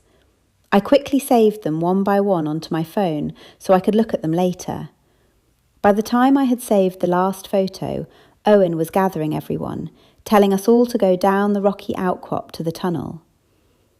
I was disappointed that I hadn't had time to call Alder, but at least I had saved all the photos he had sent me and could read them at my leisure. Once again, Owen organised us to follow him, with Michael bringing up the rear. "It's obvious to all of us that the storm is nowhere near as bad as it was," Owen said, "and that means the police will soon be on their way. This means that Basil will be more desperate, so keep an eye out for him." "What did the police say about him?" Lisa asked. "I'll tell you all about it when we're safely back inside," Owen said. He shot Michael a significant look, which I interpreted to mean he was asking him to keep a close eye on Lisa. I hoped so, anyway. We all made it down the steps safely enough, though I had not had a chance to replace the band-aids on my heels, and my feet were awfully painful. Nevertheless, I sprinted across the area between the tunnels just as fast as ever. If Basil was going to ambush us, that was surely where he would do it. Just then, I noticed a sheltered rocky outcrop not too far from the break in the tunnels. Chapter 16. I hadn't even been able to see it before with the driving rain, but now that the storm was clearing, it was visible. I wondered if Basil was sheltering there, and for a moment hesitated to mention it. After all, Owen and Abby had to know it was there, and they had not commented on it, for whatever reason. I wondered whether it was best to stay out of it, but then decided against it. I called out to Owen as soon as I reached the other tunnel. He stopped at once. "Is everything okay?" "There's a sort of shelter out there between the tunnels. I wondered if Basil might be hiding in it." "The shelter?" Abby said. "Oh, yes, it's—" Her voice trailed away. I couldn't see her expression in the dark. "Well, shouldn't we go and check it out?" I asked them. Against Lisa's protests, we all hurried to the shelter and then crowded under the rocky outcrop. "It looks like Basil has indeed been in here," Michael said. There were empty bottles of gin lying on the ground. The outcrop provided a good shelter from the elements, and the ground was soft and sandy. "Basil or someone else," I said. "Are you sure no one else is hiding on the island?" Abby and Owen hurried to assure me that no one else was, but I had my doubts. "No point staying around here," Owen said. "Basil isn't here now, and it's best if we avoid him at any rate. Let's get back." We hurried through the tunnel once more, again in single file. When we made it back to the office, I let out a long sigh of relief that I would never have to set foot inside those tunnels again. While they were mercifully wide and high tunnels, they were still filled with stale air and goodness knows what manner of creepy-crawly. Owen led us all to the dining room and indicated we should sit. He remained standing.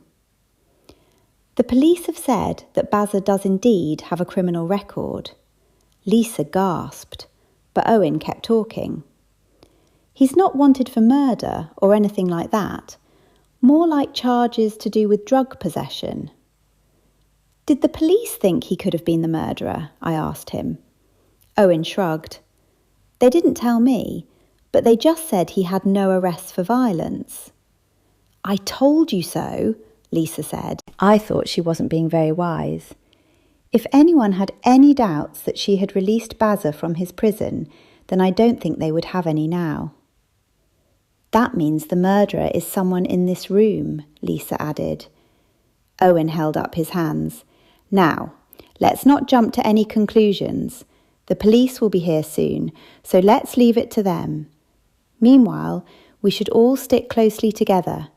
We'll follow the same protocol as usual, with Abby and I escorting everyone to their rooms." When I reached the safety of my room and locked the door, I thought about staying there until the police arrived. I peeped out the sliding doors, and for the first time since the storm hit, I could see the ocean, albeit through a haze of rain. I decided to have a hot shower, But instead of languishing under it, I would hurry to see what Alder had sent me. I'd had a quick skim through the photos and found nothing of interest, but I hadn't had a chance to study them thoroughly. Once under the hot water, I was tempted to linger, but those photos were beckoning to me. I dried myself rapidly and threw on some clothes, and then hurried into the bedroom. I held the curtains back for another peep through the window and saw with delight that the storm had almost gone. The torrential rain had lifted, and I could see the ocean clearly. Large quantities of driftwood had washed up on the beach, and the sea still looked wild, but now the police would be on their way.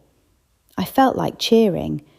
I threw myself back on the bed and scrolled through the photos on my phone. They were mostly newspaper clippings. I had originally texted Alder the name of each person who was here and the names of people who were murdered to see if he could find any connection. His brief message stated that he had drawn a blank. He couldn't see any connection between the hosts, the guests, and the murder victims, but said that he was sending me screenshots of all the relevant newspaper articles he had found. The first article was from a newspaper at the Sunshine Coast. It was written by a travel journalist who had spent time at Paradise Island Cooking School doing the beginners classes. I was surprised at first and then amused, as the journalist said that it was nothing more than a swingers club. That certainly explained a lot. I had seen Abby and Michael kissing passionately, and it was surely clear to everyone that there was something between them. I also rather suspected there was something going on between Owen and Mandy. And then there was Lisa, who had a crush on, if not a relationship with, Bazza the pool boy. Even with the seriousness of the situation, I could not resist a chuckle. What would my friends think when I told them they had sent me to such a place? There were several screenshots of old newspaper articles about the island, but I couldn't see anything that would be of any help. The next one was one about Bazza, a brief article saying he'd been convicted of a drug possession charge, but was let off on a good behaviour bond. That was the only newspaper article about Bazza. I thought it would be nice to sit and look through the screenshots that Alder had sent me while facing the view I'd been unable to see for days. The only view previously had been a wall of water. With that in mind, I crossed the room and my hand reached for the curtain. I pulled back the curtain and screamed in shock. Chapter 17. Bazza's face was pressed against the window, and Owen was right behind him. It took me a while to realise that Owen was trying to get Bazza in an arm lock. I was terrified and could only watch helplessly as Bazza aimed a blow at Owen's head. Owen missed, but in his manoeuvre to avoid Bazza's punch, lost his balance and stumbled backwards. I watched Bazza sprint down the beach with Owen hard on his heels. I unlocked my door and called out for help. No one came, so I ran down the corridor to the dining room where the others were gathered. "Quick! Owen and Bazza are struggling outside!" I yelled. Michael was already halfway to the door. "All of you wait here," he said over his shoulder. "What was Owen doing outside?" Vanessa asked Abby. "Owen went to turn the generator off, given that the storm's all but gone now." Abby's face was white and she was shaking. "I'm sure Owen will be all right," I said. "He had Bazza's arm behind his back, but Bazza got away." I could see Lisa was agitated. I had forgotten for a moment that she had something going on with Bazza. Lisa sprinted to the window. She struggled to open the shutters, but Abby hurried over to help her. "We can have the shutters open now," Abby said, as she set about opening them. A collective gasp went up as we looked out the window. Michael and Owen had Bazza between them. He was throwing punches wildly, but the two men appeared to be getting the better of him. They finally overcame him and dragged him towards the door. Lisa protested loudly as they pushed Bazza inside the room. "What are you going to do with him?" Vanessa asked. "I assume there's no lock on that door now, what with him using a wrench to get it open. Do you have another room you could use?" "I haven't done anything wrong," Bazza said. Lisa hurried to his side. "That's right, he hasn't!" Michael blocked her and pushed Bazza into a chair. He and Owen stood either side of him. "He did it for sure," Owen said. "I was out at the generator shed and I saw smoke. I went to investigate and saw Bazza standing over a small fire. In it was a shirt, or rather, its remains. The 2 knives were there too, in the fire. He must have been trying to burn the evidence." "I saw the smoke and went to investigate too," Bazza said. His eyes darted wildly around the room. He was hunched over and shaking. Stubble covered his face. He looked dirty and as if he was barely hanging on to the last vestiges of his sanity. He smelled strongly of gin. I could smell it from where I was standing several feet away. I had seen the empty gin bottles under the rocky outcrop. His eyes rolled, and I thought he was going to faint, yet he suddenly jerked to attention. "It wasn't my shirt," he said. "It was a woman's shirt. I wondered who was burning it." "Was it a woman's shirt?" I asked Owen. Owen shrugged. "No idea. I only saw the remains of it. It was almost burned through by the time I got there." "Did you put out the fire?" Abby snapped at him. "The police might be able to extract some sort of evidence from it." Owen's face flushed. "In case you hadn't noticed, I had my hands full chasing Bazza. Once I spotted him, I thought it better to chase him than to preserve evidence for the police." He almost spat the words. "Why did you kill them?" Michael asked Bazza. "What did you have against Benedict and Laura, or Sarah for that matter?" Bazza rocked backwards and forwards on his chair. "I didn't kill anyone." His speech was slurred. "I didn't kill anyone." "Stop! Can't you see you're upsetting him?" Lisa burst into tears. Abby took her by the arm and tried to steer her away from Bazza, but Lisa would have none of it. "He didn't kill anyone," she said. "It's that French chef. He always was strange. I bet he's out running around the island now, and if it's not him, it's one of us." Michael ignored her. "Owen, can you go and get some rope to tie him up? And Lisa, don't even think about releasing him this time. He's definitely the murderer, and we'll have to leave it to the police to deal with him." Owen hurried from the room, but my attention remained on Bazza. He was shaking so violently now that his feet tapped an erratic rhythm on the floor. "You can't tie him up," Lisa shrieked. "He hasn't done anything wrong." "But it's just a coincidence that he was standing over the burning shirt and the, knives." Her voice trailed away, and I wondered for a moment if she was actually beginning to doubt his story. "Vanessa's shirt was there in the cool room with the knives as well," Lisa continued. "You don't know that Bazza was burning his own shirt. In fact, he said he wasn't burning anything at all. He only went to see what the smoke was. And Owen said he went to see what the smoke was too, and you don't suspect him of anything." Mandy placed her hand on Lisa's shoulder.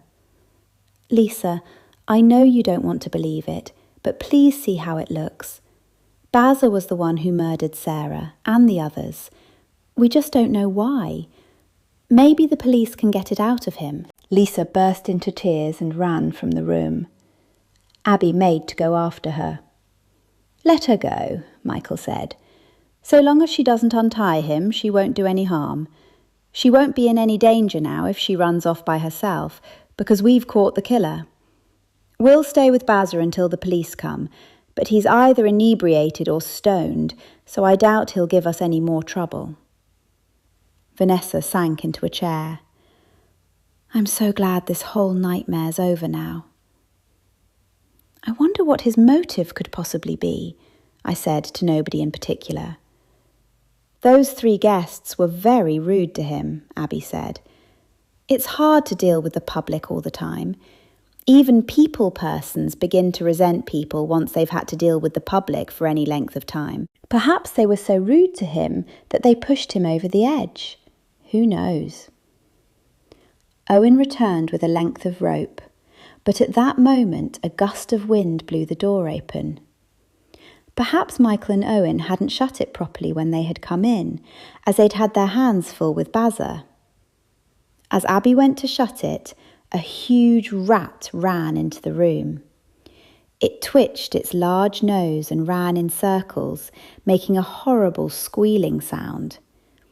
Vanessa screamed at the top of her lungs, while the rest of us took evasive action. Bazza took advantage of the situation and sprinted out the door, with Owen and Michael hard on his heels.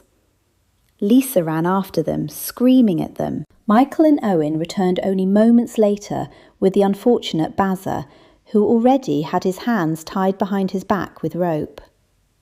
They brought him inside and wrapped more rope around him, securing him to the chair. "Where's Lisa?" Abby asked them. "She's out there sitting at the beach crying," Michael said. Abby nodded. "I'll go after her." I was more interested to know where the huge rat had gone. It was the biggest rat I had ever seen. In fact, I didn't know rats could grow that big. Mandy apparently was thinking the same thing. "Did you see the size of that rat? It looked the size of a small wombat."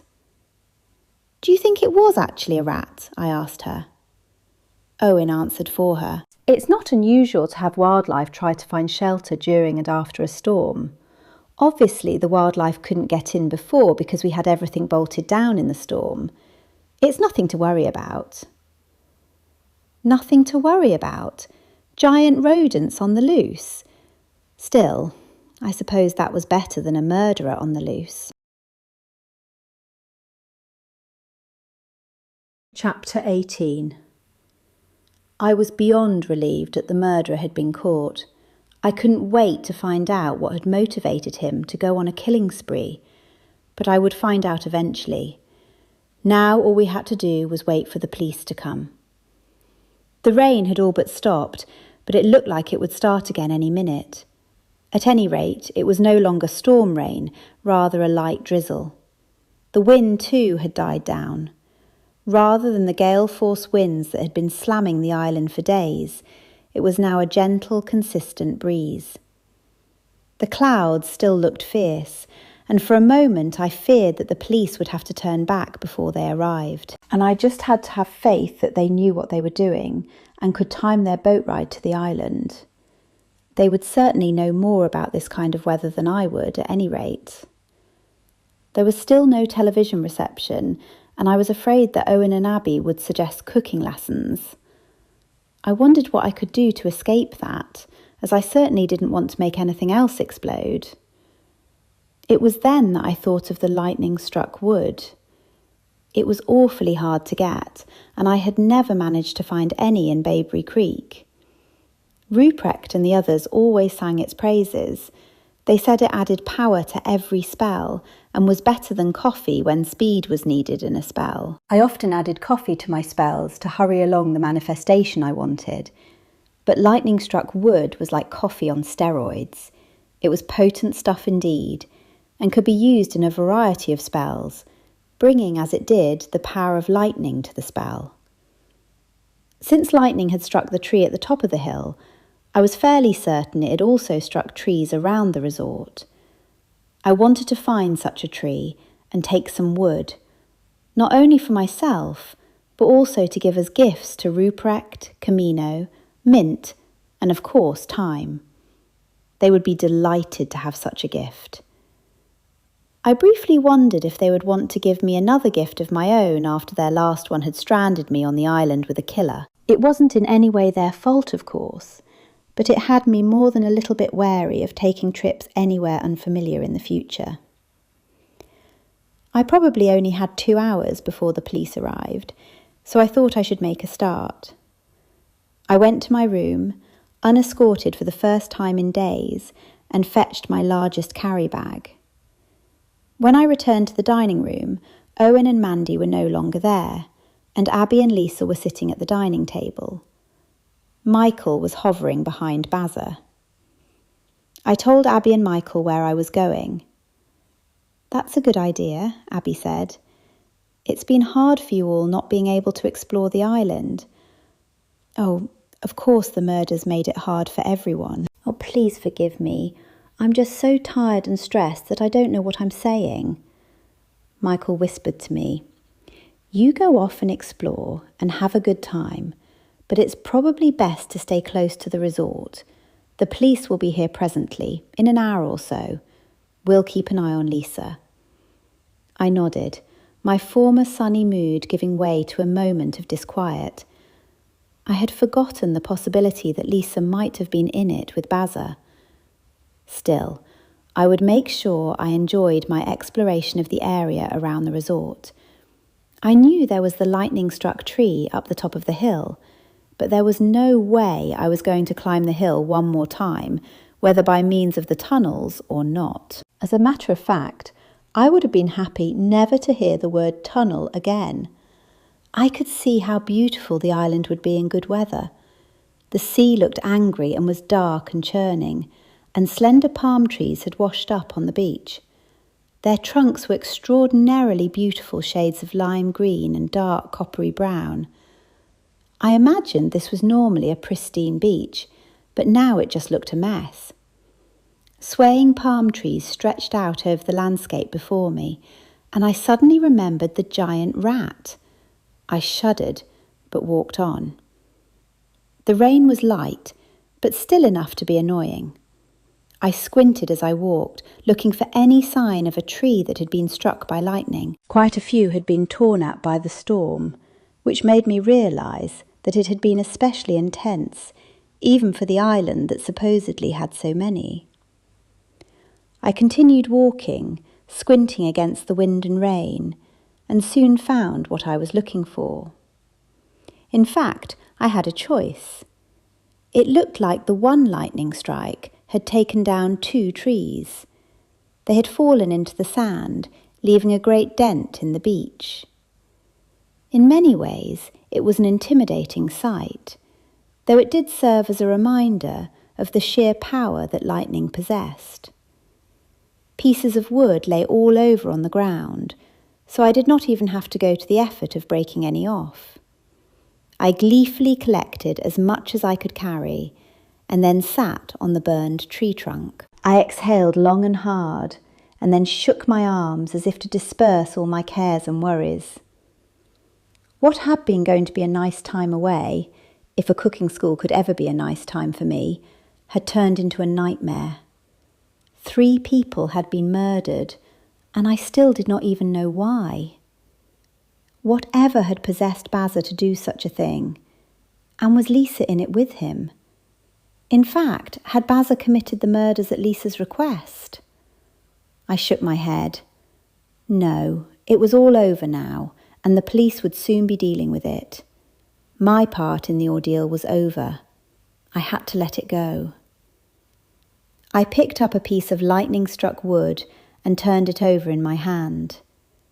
I could feel the power of lightning in it. I was a dark witch, and the others had said my power was growing. I decided I should do a spell with the lightning-struck wood, a spell to ease my path, to remove all obstacles in front of me, and to bring me luck. And I would use the lightning-struck wood to do it. And what better place to do it than an island which had just been through a tropical storm? I smiled and picked up one piece of lightning-struck wood, leaving the bag on the ground. The wind was rising, so I would be able to speak the spell at the top of my lungs, and no one would hear me. I walked along the narrow trail near the resort, yelling the spell at the top of my lungs. It felt good. Just as I reached the conclusion of the spell, I came to the end of the trail. I injected as much power into my voice as I could, flung my arms skyward, and concluded the spell. And now all evil you must flee. This is my will, so mote it be. As my voice reached a high crescendo, I heard something rustling in the bushes below.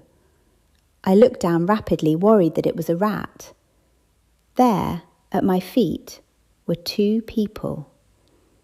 It took me a while to recognise them, because I had never seen them without their clothes before. It was Owen and Mandy, as naked as the day they were born, clinging together in the bushes at my feet. I clamped my hands over my eyes. "I'm so sorry," I said. "I was just reciting a sonnet. Please go about your business." And with that, I removed my hands from my eyes, clamped them over my mouth, and fled the scene.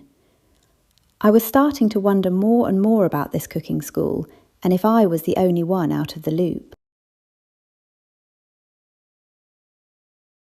Chapter 19. I hurried back to the building, my cheeks burning. I told myself that they would be more embarrassed than I was, but it was little consolation. I decided to stay in my room until the police arrived. No more wandering around the island, not after what had just happened. I wasn't going to risk going back outside at what was clearly a swingers' club masquerading as a cooking school. I just had to find my phone, and then I could go to my room. "There it is," I said to myself as I walked into the dining room where everyone was gathered. As I reached for my phone, it made a noise. I almost dropped it with shock. "Finally, service," I said, much to everyone's delight. Of course, given the way my day was going, the service dropped out before I could get a call out to Alder. "Hold that thought," I added. "It's just dropped out again." "No matter," Lisa said. "You can be comforted by the fact that you'll soon be off the island with all the mobile phone service you need." She glared at me from under knitted eyebrows, and I supposed she was still furious with all of us for tying up Bazza. I scrolled down to read Alder's message. He said he was on his way. But to where? I supposed he meant he was on his way to Rockhampton Airport and we could fly back together. How lovely of him. He had also sent a bunch of new articles. Oh, that's right, I thought. He doesn't know the murderer's been caught. I thumbed across the screen to open the first article, but decided to look later. It no longer mattered. I put my phone down and adjusted the band-aids on my heels. Just then Mandy and Owen returned, looking rather sheepish. I nodded to them and snatched up my phone, intending to beat a hasty retreat. Vanessa was peering at the screen, much to my annoyance. That was just plain rude. When I reached my room, I sat on the couch and, having nothing better to do, looked at the articles Alder had sent me. The first article was from a London paper. It was about Victoria Vincent's death. It kept referencing Vanessa's husband, who had been an academic, yet at the same time the heir to a sizable fortune, so I suppose that was why Victoria's death had attracted so much media attention. I read the whole article. It was quite sad. When Victoria and Vanessa started college, their parents died. Victoria became addicted to prescription drugs after her heart surgery and lost touch with Vanessa. She later wanted to reconcile with her sister. There was a photo of Victoria and a photo of Vanessa, and they did look very much alike. I could see why Benedict had been so shocked when he saw Vanessa, why he had so easily mistaken her for Victoria. I continued to read the article, how Vanessa had married into money and was the only heir to her husband's considerable fortune. I read how Victoria had contacted Vanessa, wanting to reconnect at a well-known spa in Essex, and how Victoria had thrown herself to her death off one of the many cliffs in the area. I sat bolt upright. My phone clattered to the floor. How could I have been so stupid? The answer was there, right in front of my face. Now I knew why the three of them had been murdered. Vanessa was, in fact, Victoria. I could see how she did it all now. She must have planned it for ages. The two sisters had no living relatives, so it would have been easy, especially given the fact that they looked so alike. She contacted her wealthy widowed sister and asked her to meet her at a location known for its dangerous cliffs. She'd also seen a psychiatrist for weeks leading up to the event and professed to suicidal tendencies. She had set it up beautifully, and that day had thrown her sister Vanessa off the cliff and assumed her identity. I should have known when I saw the scar on her chest in the mirror. The subject of Victoria's heart surgery had already been raised. That was why Victoria, had been so worried about us looking at her when she dressed. I had just thought she was overly modest. Now what to do? The police would be on their way. Should I go out and tell the others? Would they be in any danger from her now? I thought not. She had killed Benedict because he had recognised her, and I remembered him taunting her about it. He had also told Sarah in front of Victoria that he had a scoop for her. Victoria had just taken her chances. It was lucky for her that Bazza had stayed on the island, as that had thrown suspicion off her. I expect she hadn't had time to think it through, or to plan to any degree. Benedict was about to expose her, so she had to act quickly to silence him. She no doubt suspected he had already told Sarah, so she had to dispose of Sarah as well. And Laura had just been in the wrong place at the wrong time. Had Vanessa seen the article? She had been looking at my phone just before I had taken it from the table. On second thoughts, I would have to tell everyone at once. I had been ignoring the sound at the sliding door. It was a sound I was used to by now, the wind rattling the door. Only it wasn't the wind. Victoria burst through the door, a knife in hand. The last time I had seen that knife, it was protruding from either Benedict or Laura's body. I wasn't shocked. Somehow, deep down on some level, I had been expecting it. "I know you know it's me," she said. She made to lunge at me, but hesitated. No doubt it was the cascarilla powder and red brick dust just across the doorway. I also had the protective mirror spell facing that door. Those wards would not physically restrain anyone for long, and for once my house wasn't able to save me. Vanessa lunged at me, and in one smooth movement I snatched up the jar of cascarilla powder and red brick dust and threw the mixture in her face. "You little witch!" she screeched at me, swinging the knife wildly with one hand while trying to wipe the substance out of her eyes with the other. "You don't know the half of it," I said, dodging the knife and hitting her over the head with my bag filled with lightning-struck wood. Ruprecht always said that practicality was one half of witchcraft. She fell to the floor in a crumpled heap. I kicked the knife as far as I could and then stood back to admire my handiwork. Well, that lightning-struck wood sure did pack a punch. Still, there was no time to stand around congratulating myself. Vanessa was writhing on the ground, clutching her head. I sprinted to the dining room to get help.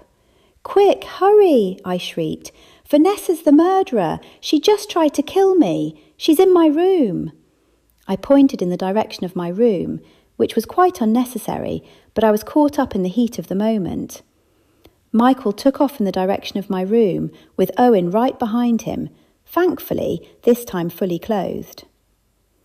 I showed Abby, Mandy and Lisa the article on my phone, but before I could explain at any length, the two men returned with Vanessa between them. She was struggling wildly and saying things I could not repeat. "Well, she tried to attack me with a knife," Michael said. I was filled with remorse. "Oh, I'm so sorry," I said. "I should never have left her in there." Michael waved my concerns away. "What else could you have done? You did the right thing coming to get help." "Bazza is innocent," I told them. "It was Vanessa all the time. I've got all the evidence on my phone." I swiped until the picture came into view and handed the phone to Abby. "Pass it around, would you? I figured it all out. She murdered her wealthy sister so she could steal her identity." Everyone looked shocked. Owen and Mandy both looked at the phone over Abby's shoulder, murmuring their surprise. Lisa was already trying to untie Bazza. "The ropes are too tight," she said frantically. "Can somebody help me?" "Go and help her," Abby ordered Owen. "That woman is not Vanessa. This article makes it clear. She's Vanessa's sister, Victoria. I saw the scar on her chest when she was taking off her shirt." That was news to me. You did? I did too, but I didn't put two and two together until I read the article. Benedict recognised her, so that's why she killed him. But why did she kill Sarah? Lisa asked, taking a brief respite from strangling the now released but still inebriated Bazza in a tight hug. Remember over dinner the other night, Benedict told Sarah he had a scoop for her, I said. Mandy looked doubtful, but the others, apart from Lisa, who was otherwise preoccupied, murmured that they did remember. Vanessa probably thought, and likely rightly so, that Benedict intended to tell Sarah about Vanessa's true identity. Also, when I went up the hill with Vanessa and Sarah, Sarah seemed to be afraid of Vanessa and didn't try to hide it from her. I outsmarted you all, Vanessa snapped. You're all so stupid that you... Everyone flushed red at her ensuing remarks. Michael pushed her down in the chair and tied her up with Bazza's newly vacated ropes. Could you put a sock in her mouth? I asked, and that drew some more unsavoury remarks from Vanessa. I'm going to be sick, Bazza said. He staggered outside. Lisa helped him out. Moments later she yelled, "Come quickly, all of you!" Chapter 20. My heart raced. On the horizon, I could just make out the silhouette of a ship headed directly towards us. As it neared, I realised it was white and blue, the colours of police vehicles here in Australia. Is that?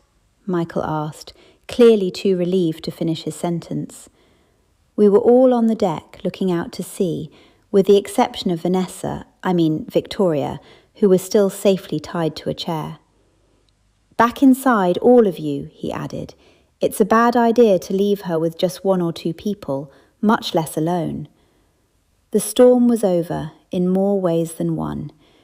It was raining again, but it was relatively light rain. The police must have set sail while the storm was still going, and known that it would pass by the time they arrived. Is it really the police? Owen asked. His voice was steady, but the look of wide-eyed hope made me realise that he must have been as scared as the rest of us this entire time. Yes, I think so, I said with a smile. Should someone go and meet them? Why don't you and Mandy go? Michael suggested. Owen and I should stay here with Vanessa Victoria. She was struggling against her restraints so strongly that I thought the chair might tip over. If it did, I didn't want to be around, so I readily agreed, despite the fact I wasn't too thrilled to accompany Mandy. I am sure she felt the same way about me. By the time we got to the jetty, the boat seemed to be a distance away, and when it finally arrived, it pulled in slowly. Several uniformed police officers got off the boat, as well as somebody else that I recognised. "Alder!" I yelled as I sprinted to him. The officers looked somewhat startled at first, but Alder swooped past them towards me, embracing me warmly as soon as he could. "Amelia," he said, still holding me tightly, "are you all right?" It was all I could do to hold back tears. The last few days had been a nightmare, and it was only now that Alder was here that it felt like it was truly over. I hugged him tighter and made a small noise that I hoped he could interpret as yes. "I'm glad," he said warmly. We stood in the rain, simply embracing. I wished it could go on forever, despite the uncomfortable looks from the nearby police officers. When I finally let go of Alder, I noticed that Mandy and all the officers had left. "Alder, how is it that you're with the police?" I asked, not realising until now that it was more than a little unusual. It was hard to imagine that the police would have let him come along for the ride without some kind of substantial reason. Alder smiled at me slyly. "I have my ways, Amelia," he winked. "I'll just have to tell you later, when we're alone." My stomach tightened at the thought of being alone with Alder. I wanted to jump with sheer joy. I let a long sigh of relief. It was all over. It was Vanessa who was really Victoria, I told him. Your article tipped me off. Alder kept his arm firmly around me, and when we reached the dining room, I saw Owen talking to an older police officer, most likely the man in charge, based on his stance and uniform. Abby and the others were standing behind Owen. Before I could think to move, a police officer gently touched me on the shoulder. "I'm afraid I'll need you to wait for questioning," he said, indicating the others behind Owen. I nodded wordlessly and smiled again at Alder before I walked away to join them. "I still can't believe you thought Bazza was responsible," Lisa said sulkily, to nobody in particular. "Oh, come on, Lisa," Abby said with a sigh. "It was a fair assumption." He wasn't supposed to be on the island that night, and he was soaking wet after Sarah had been murdered in the storm. Plus, he was found standing over the burning evidence. "That was just circumstantial evidence," Lisa snapped. "Hindsight is a wonderful thing," Abby snapped back. Lisa pouted, but didn't manage a retort. I still felt a bit bad for having been part of locking Bazza up, but it was certainly the right move at the time. If I could go back in time, obviously I wouldn't have agreed to lock him up, but then I probably never would have come to the island anyway. Perpetually burning food for the rest of my life seemed to be the better option, especially when the alternative involved murder. Then again, even if everything had gone smoothly, no doubt the cooking classes would have resulted in an awful time anyway. Before I knew it, I was at the front of the line, and the other guests had already boarded the boat. "Name?" the police officer asked me without looking up from his notebook. "Oh, Amelia Expelled," I answered, clearing my throat. I wasn't feeling particularly nervous, but his bluntness had taken me a bit by surprise. "I just want to ask a few routine questions right now. We'll ask you more back on the mainland, so this won't take too long," he said, scribbling something down as he spoke. The detective, at least I assumed he was a detective based on the fact that he was questioning me, only asked quite rudimentary questions. He asked why I had come to the island, to which I had embarrassingly told the truth that my friends had staged a kind of cooking intervention. He responded by being reassuringly unsurprised, before asking me all the other kinds of after-a-murder questions with which I had unfortunately come to be familiar. It was essentially just a retelling of the events of the last few days, with a couple of questions thrown in to test that I was telling the truth. In the end, the detective seemed satisfied and told me I could join the others on the boat. Alder walked me down to the jetty, his arms still around my shoulders. I think my predicament had given him quite a fright. When we reached the boat, he hopped in and then stretched out his hand to help me in.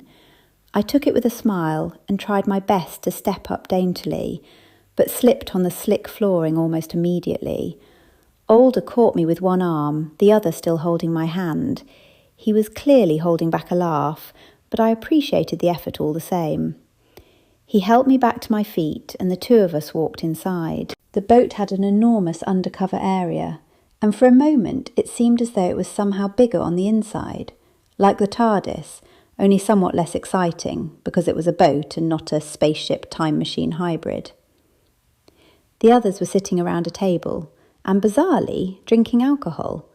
I spotted a bar against one wall. "I thought this was a police boat," I said with some concern, turning to face Alder. "It is, right now. They commandeered one. They didn't have a police boat available as they were all needed for emergency services in the storm," Alder explained with a shrug. "It's a lot more comfortable anyway, I'd say." "But it's even painted with police colours," I said. "Obviously they didn't stop to take the time to paint it." Alder laughed and then hesitated. I knew he was making the agonising decision as to whether or not he should tease me with a white lie, but luckily he seemed to give up on the idea. "Just a coincidence as far as I know. I wasn't exactly part of the decision-making process. I just managed to convince them to let me on board." Before I could respond, I noticed everyone around me was laughing. Bazza in particular was laughing loudly, although he was also staring strangely into the bottom of his glass. They had all gathered at the table, so Alder and I took a seat. "Oh, Amelia," Michael said with a smile. "Have a drink. We certainly all deserve one." "Or 5, I agreed, taking the cup and drinking deeply. I was instantly filled with regret when I realised I'd been handed some kind of intensely strong liquor, but managed to swallow it nonetheless. I would have been mortified if I'd choked and spat it all over Alder, who was frustratingly as dashing and cool as ever. "Well, Owen and Abby will refund you all for the beginners class, which goes without saying," Michael said with a smile, holding a glass of his own. "However, I'm sure they'd be happy if you all returned for free cooking lessons. I understand that you might not want to go back, given the memories you've recently developed, but that's all the more reason to return. Now remember some good times to help override the bad ones," he finished, still smiling, and sat down. "Even me?" I asked. "They'd let me come back and do the cooking classes?" I was only asking out of curiosity. Nothing would be able to entice me back to that island. "You should certainly go back," Michael said with a nod. "And do the cooking classes?" There was a long, awful silence. "You should come," Lisa said to Alder, breaking the awkward moment in the worst way possible. "Oh, Alder stammered. I cut her off. "I don't think that's a good idea." I knew that the cooking class wasn't quite as advertised, and with both Lisa and Mandy giving Alder a long, hard stare, I knew exactly what they were after. "But Alder's already an excellent cook," I said sharply, kicking his foot under the table and hoping he got the hint. Luckily, we were interrupted when the detective from earlier came down the steps. "We're about to cast off," he said, looking over the room. I briefly worried that we weren't allowed to drink the alcohol, but he seemed as though he couldn't have cared less. "Does anybody need anything back on the island, or can we go? The sooner the better, as these storms can come in cycles." You did remember to get Vanessa, right?" Michael asked, looking a bit concerned. "I mean, Victoria." "Yes, of course," the detective nodded. "We're keeping her detained below deck so that you don't have to suffer through her, well, verbal acrobatics. She's been arrested, and when the forensics team has finished up on the island, we'll have some hard evidence. Combined with all of you as witnesses, of course." We collectively breathed a sigh of relief. It was good to know that the police had matters well in hand. For the first time in days, I managed to relax. The boat was bathed in a warm, comforting light, and the alcohol kicking in didn't hurt either. The best part was Alder's presence. His arm was now permanently attached to my shoulder, and he was pulling me closer to him. I snuggled up to his jacket, enjoying the comfort and warmth. The rest of the boat ride was less comfortable. While the rain had stopped, the seas were rough. The boat rocked violently, and the sound of the wind was almost deafening. At one point, a police officer came to make sure all the valuables were strapped into the boat and suggested that nobody stand up for a while, which came across as less than encouraging advice. If not for Alder comforting me, I would have almost been afraid for my life. Then again, this was probably the least scary part of the previous few days. The boat ride lasted about 2 hours all up, and the last half hour was considerably more pleasant. The rain eased off slowly until it had all but stopped, and a tiny ray of sunshine poked through the thick cloud cover. I noticed it was the first of the sun I had seen since arriving on the island, and it was only at that moment that I realised how much I had missed it. Chapter 21. "Where's the apartment?" Alder asked me as we stood at the entrance to Ruprecht's store, Glinda's. "The apartment is behind the shop. It's just that they share an entrance," I explained. "Just like your apartment." It dawned on me that this was a little strange, but I figured I had become used to the idea. Ruprecht had invited us over for dinner, supposedly to make up for what had happened on the island. I meant to bring the lightning-struck wood, but I'd forgotten it. It was still sitting just inside my front door, all separated nicely into little gift boxes. Of course, I didn't blame my friends for what had happened, but it was clear that they felt terrible all the same. Before I could dwell on it, the door swung wide open. "Ah, Amelia, older," Ruprecht said with a smile. He ushered us in politely and closed the door behind us. Good thing we hadn't been waiting long too, as it was raining. I had become well and truly sick of rain, but I had to admit that the gloom somehow gave Ruprecht's store a wonderful atmosphere. It was always quite atmospheric, of course, but the rain pelting against the windows gave it an even more otherworldly vibe than usual. Ruprecht led us through the store, heading directly for his apartment. It was clear that Alder was keenly observing the musty old books and even some antiques. I smiled, thinking I should bring him back here someday soon so he could look around properly. I was happy that my friends had finally accepted Alder after years of wariness, all due to his dark family history. "Are these for sale?" Alder asked, pointing to a dusty but intriguing alembic sitting atop a bookshelf alongside several flasks.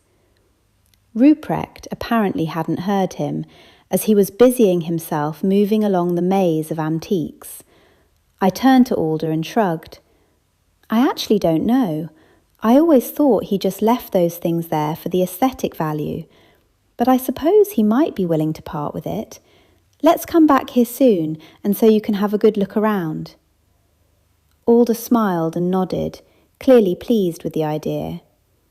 I looked around the store, which was bathed in soft, warm light. And a good thing too, as I certainly did not want to break any of the many antiques scattered about the store.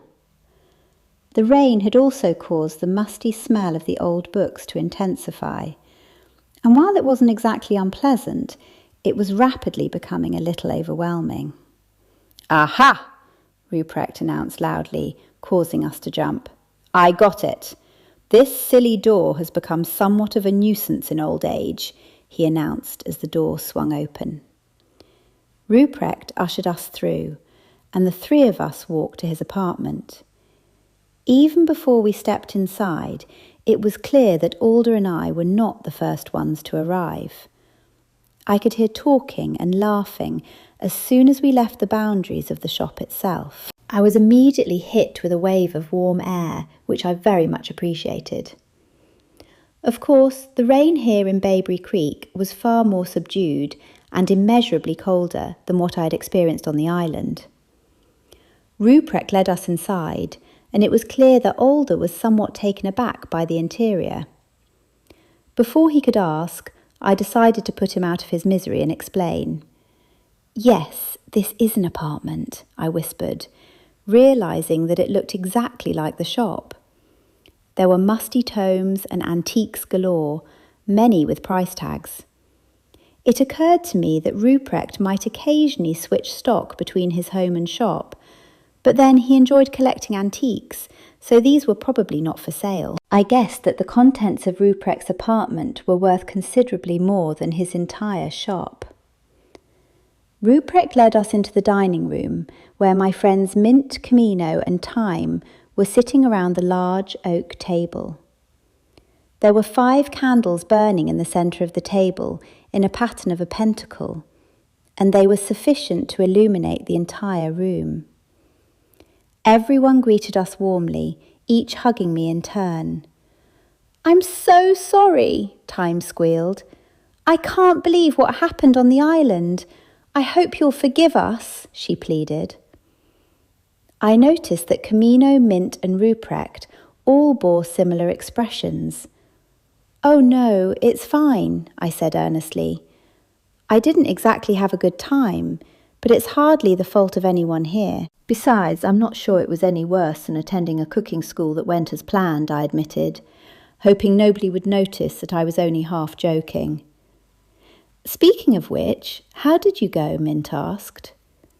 I considered that she was probably just trying to move the subject away from what had happened on the island, but I was all too happy to oblige. "Well, I only badly injured one person, exploded one utensil, and melted one pan, as well as a couple of smaller things. "But no fires," I announced happily, to which my friends cheered. "You're improving," Ruprecht beamed proudly as he patted me on the shoulder. I smiled, realising that he was right. It surely wouldn't be long before I could cook something edible. "Let's sit," he said as he motioned me to my chair at the table. I noticed that the air was thick with the scent of lavender incense, likely intended to help me relax. I appreciated the gesture and breathed it in heavily, enjoying the fragrance. I also noticed that something delicious was cooking and found myself enjoying the atmosphere immensely. Between the warm room, the soft rain outside, and the smell of lavender and a delicious meal, there wasn't anywhere I would rather have been. "Oh, Amelia," Camino suddenly blurted out excitedly, "I got you a gift." "Oh no," I said, horrified. I realised what I had said and quickly tried to correct it. "Oh no, you shouldn't have." I forced a smile. Camino waved my concerns away and pulled a gigantic piece of purple fabric from a bag before handing it over to me. "Thank you," I said, still wearing the best smile I could manage. I really did appreciate the gesture, but Camino had a habit of getting the worst gifts imaginable. I looked down at what was in my hands and tried to figure out exactly what it was. It was lightly fluffy and had several long bits that I didn't quite understand. It also seemed to have several differently sized holes. "Try it on," Camino said excitedly. I felt my stomach sink. It was, of course, a onesie, one of her bizarre, horrible onesies, and she wanted me to try it on right in front of Older. I briefly wondered if it was possible to get back to the island, but decided just to bite the bullet and get it over with. "Give me a minute," I said, as I stood up and tried to resist the urge to run away. I walked into the bathroom and held the onesie aloft, finally realising what it was. A gigantic purple squid suit. It had several strange appendages and what appeared to be a tiny beak. Did squids have beaks? I thought not. The head was enormous and nearly as big as I was. I sighed deeply and tried to develop a plan to avoid wearing it without hurting Camino's feelings, but came up blank.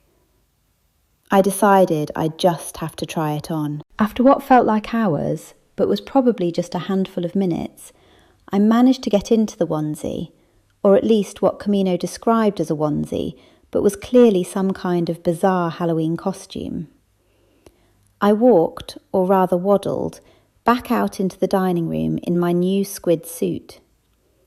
Part of me was hoping everybody would just laugh and forget about it, but it seemed as though they all wanted to spare Camino's feelings as much as I did, as they simply stared for a moment, their mouths agape, before simultaneously complimenting me on how good it looked.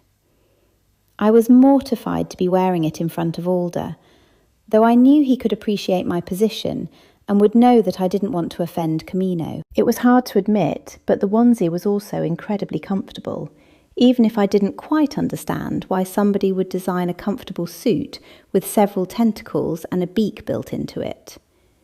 "It looks wonderful," Camino announced happily before drawing me into a tight hug. "I might have to get myself one. I couldn't decide between the squid and the platypus. The bill was so alluring," she said, apparently lost in some bizarre train of thought. After several attempts, I managed to sit down next to Alder by holding all my tentacles in one of my squid arms. At least, I think I managed to sit on the chair, but I might have been propped up on the floor. It was hard to tell through the enormous suit. Ruprecht and Alder were soon in deep discussion about matters philosophical. I heard mention of something called the inverted spectrum problem, and then Ruprecht spoke in an animated fashion about the concept of an entirely physicalist view of the universe. I was happy that Alder and Ruprecht were getting along so well, but it was the kind of conversation I would have loved to have been further away from. I yawned loudly and rubbed my eyes with a free tentacle. I snuggled into Alder in my surprisingly warm suit, enjoying the sound of the rain against the windows for the first time in days. The aromas of the house mixed together sweetly. The lavender incense mixed with whatever was cooking, some kind of roast as far as I could tell. And Mint had just brought hot brewed tea for us all. It was good to be home. The end. Thank you for listening to Expelled. The next book in this series is The Halloween Spell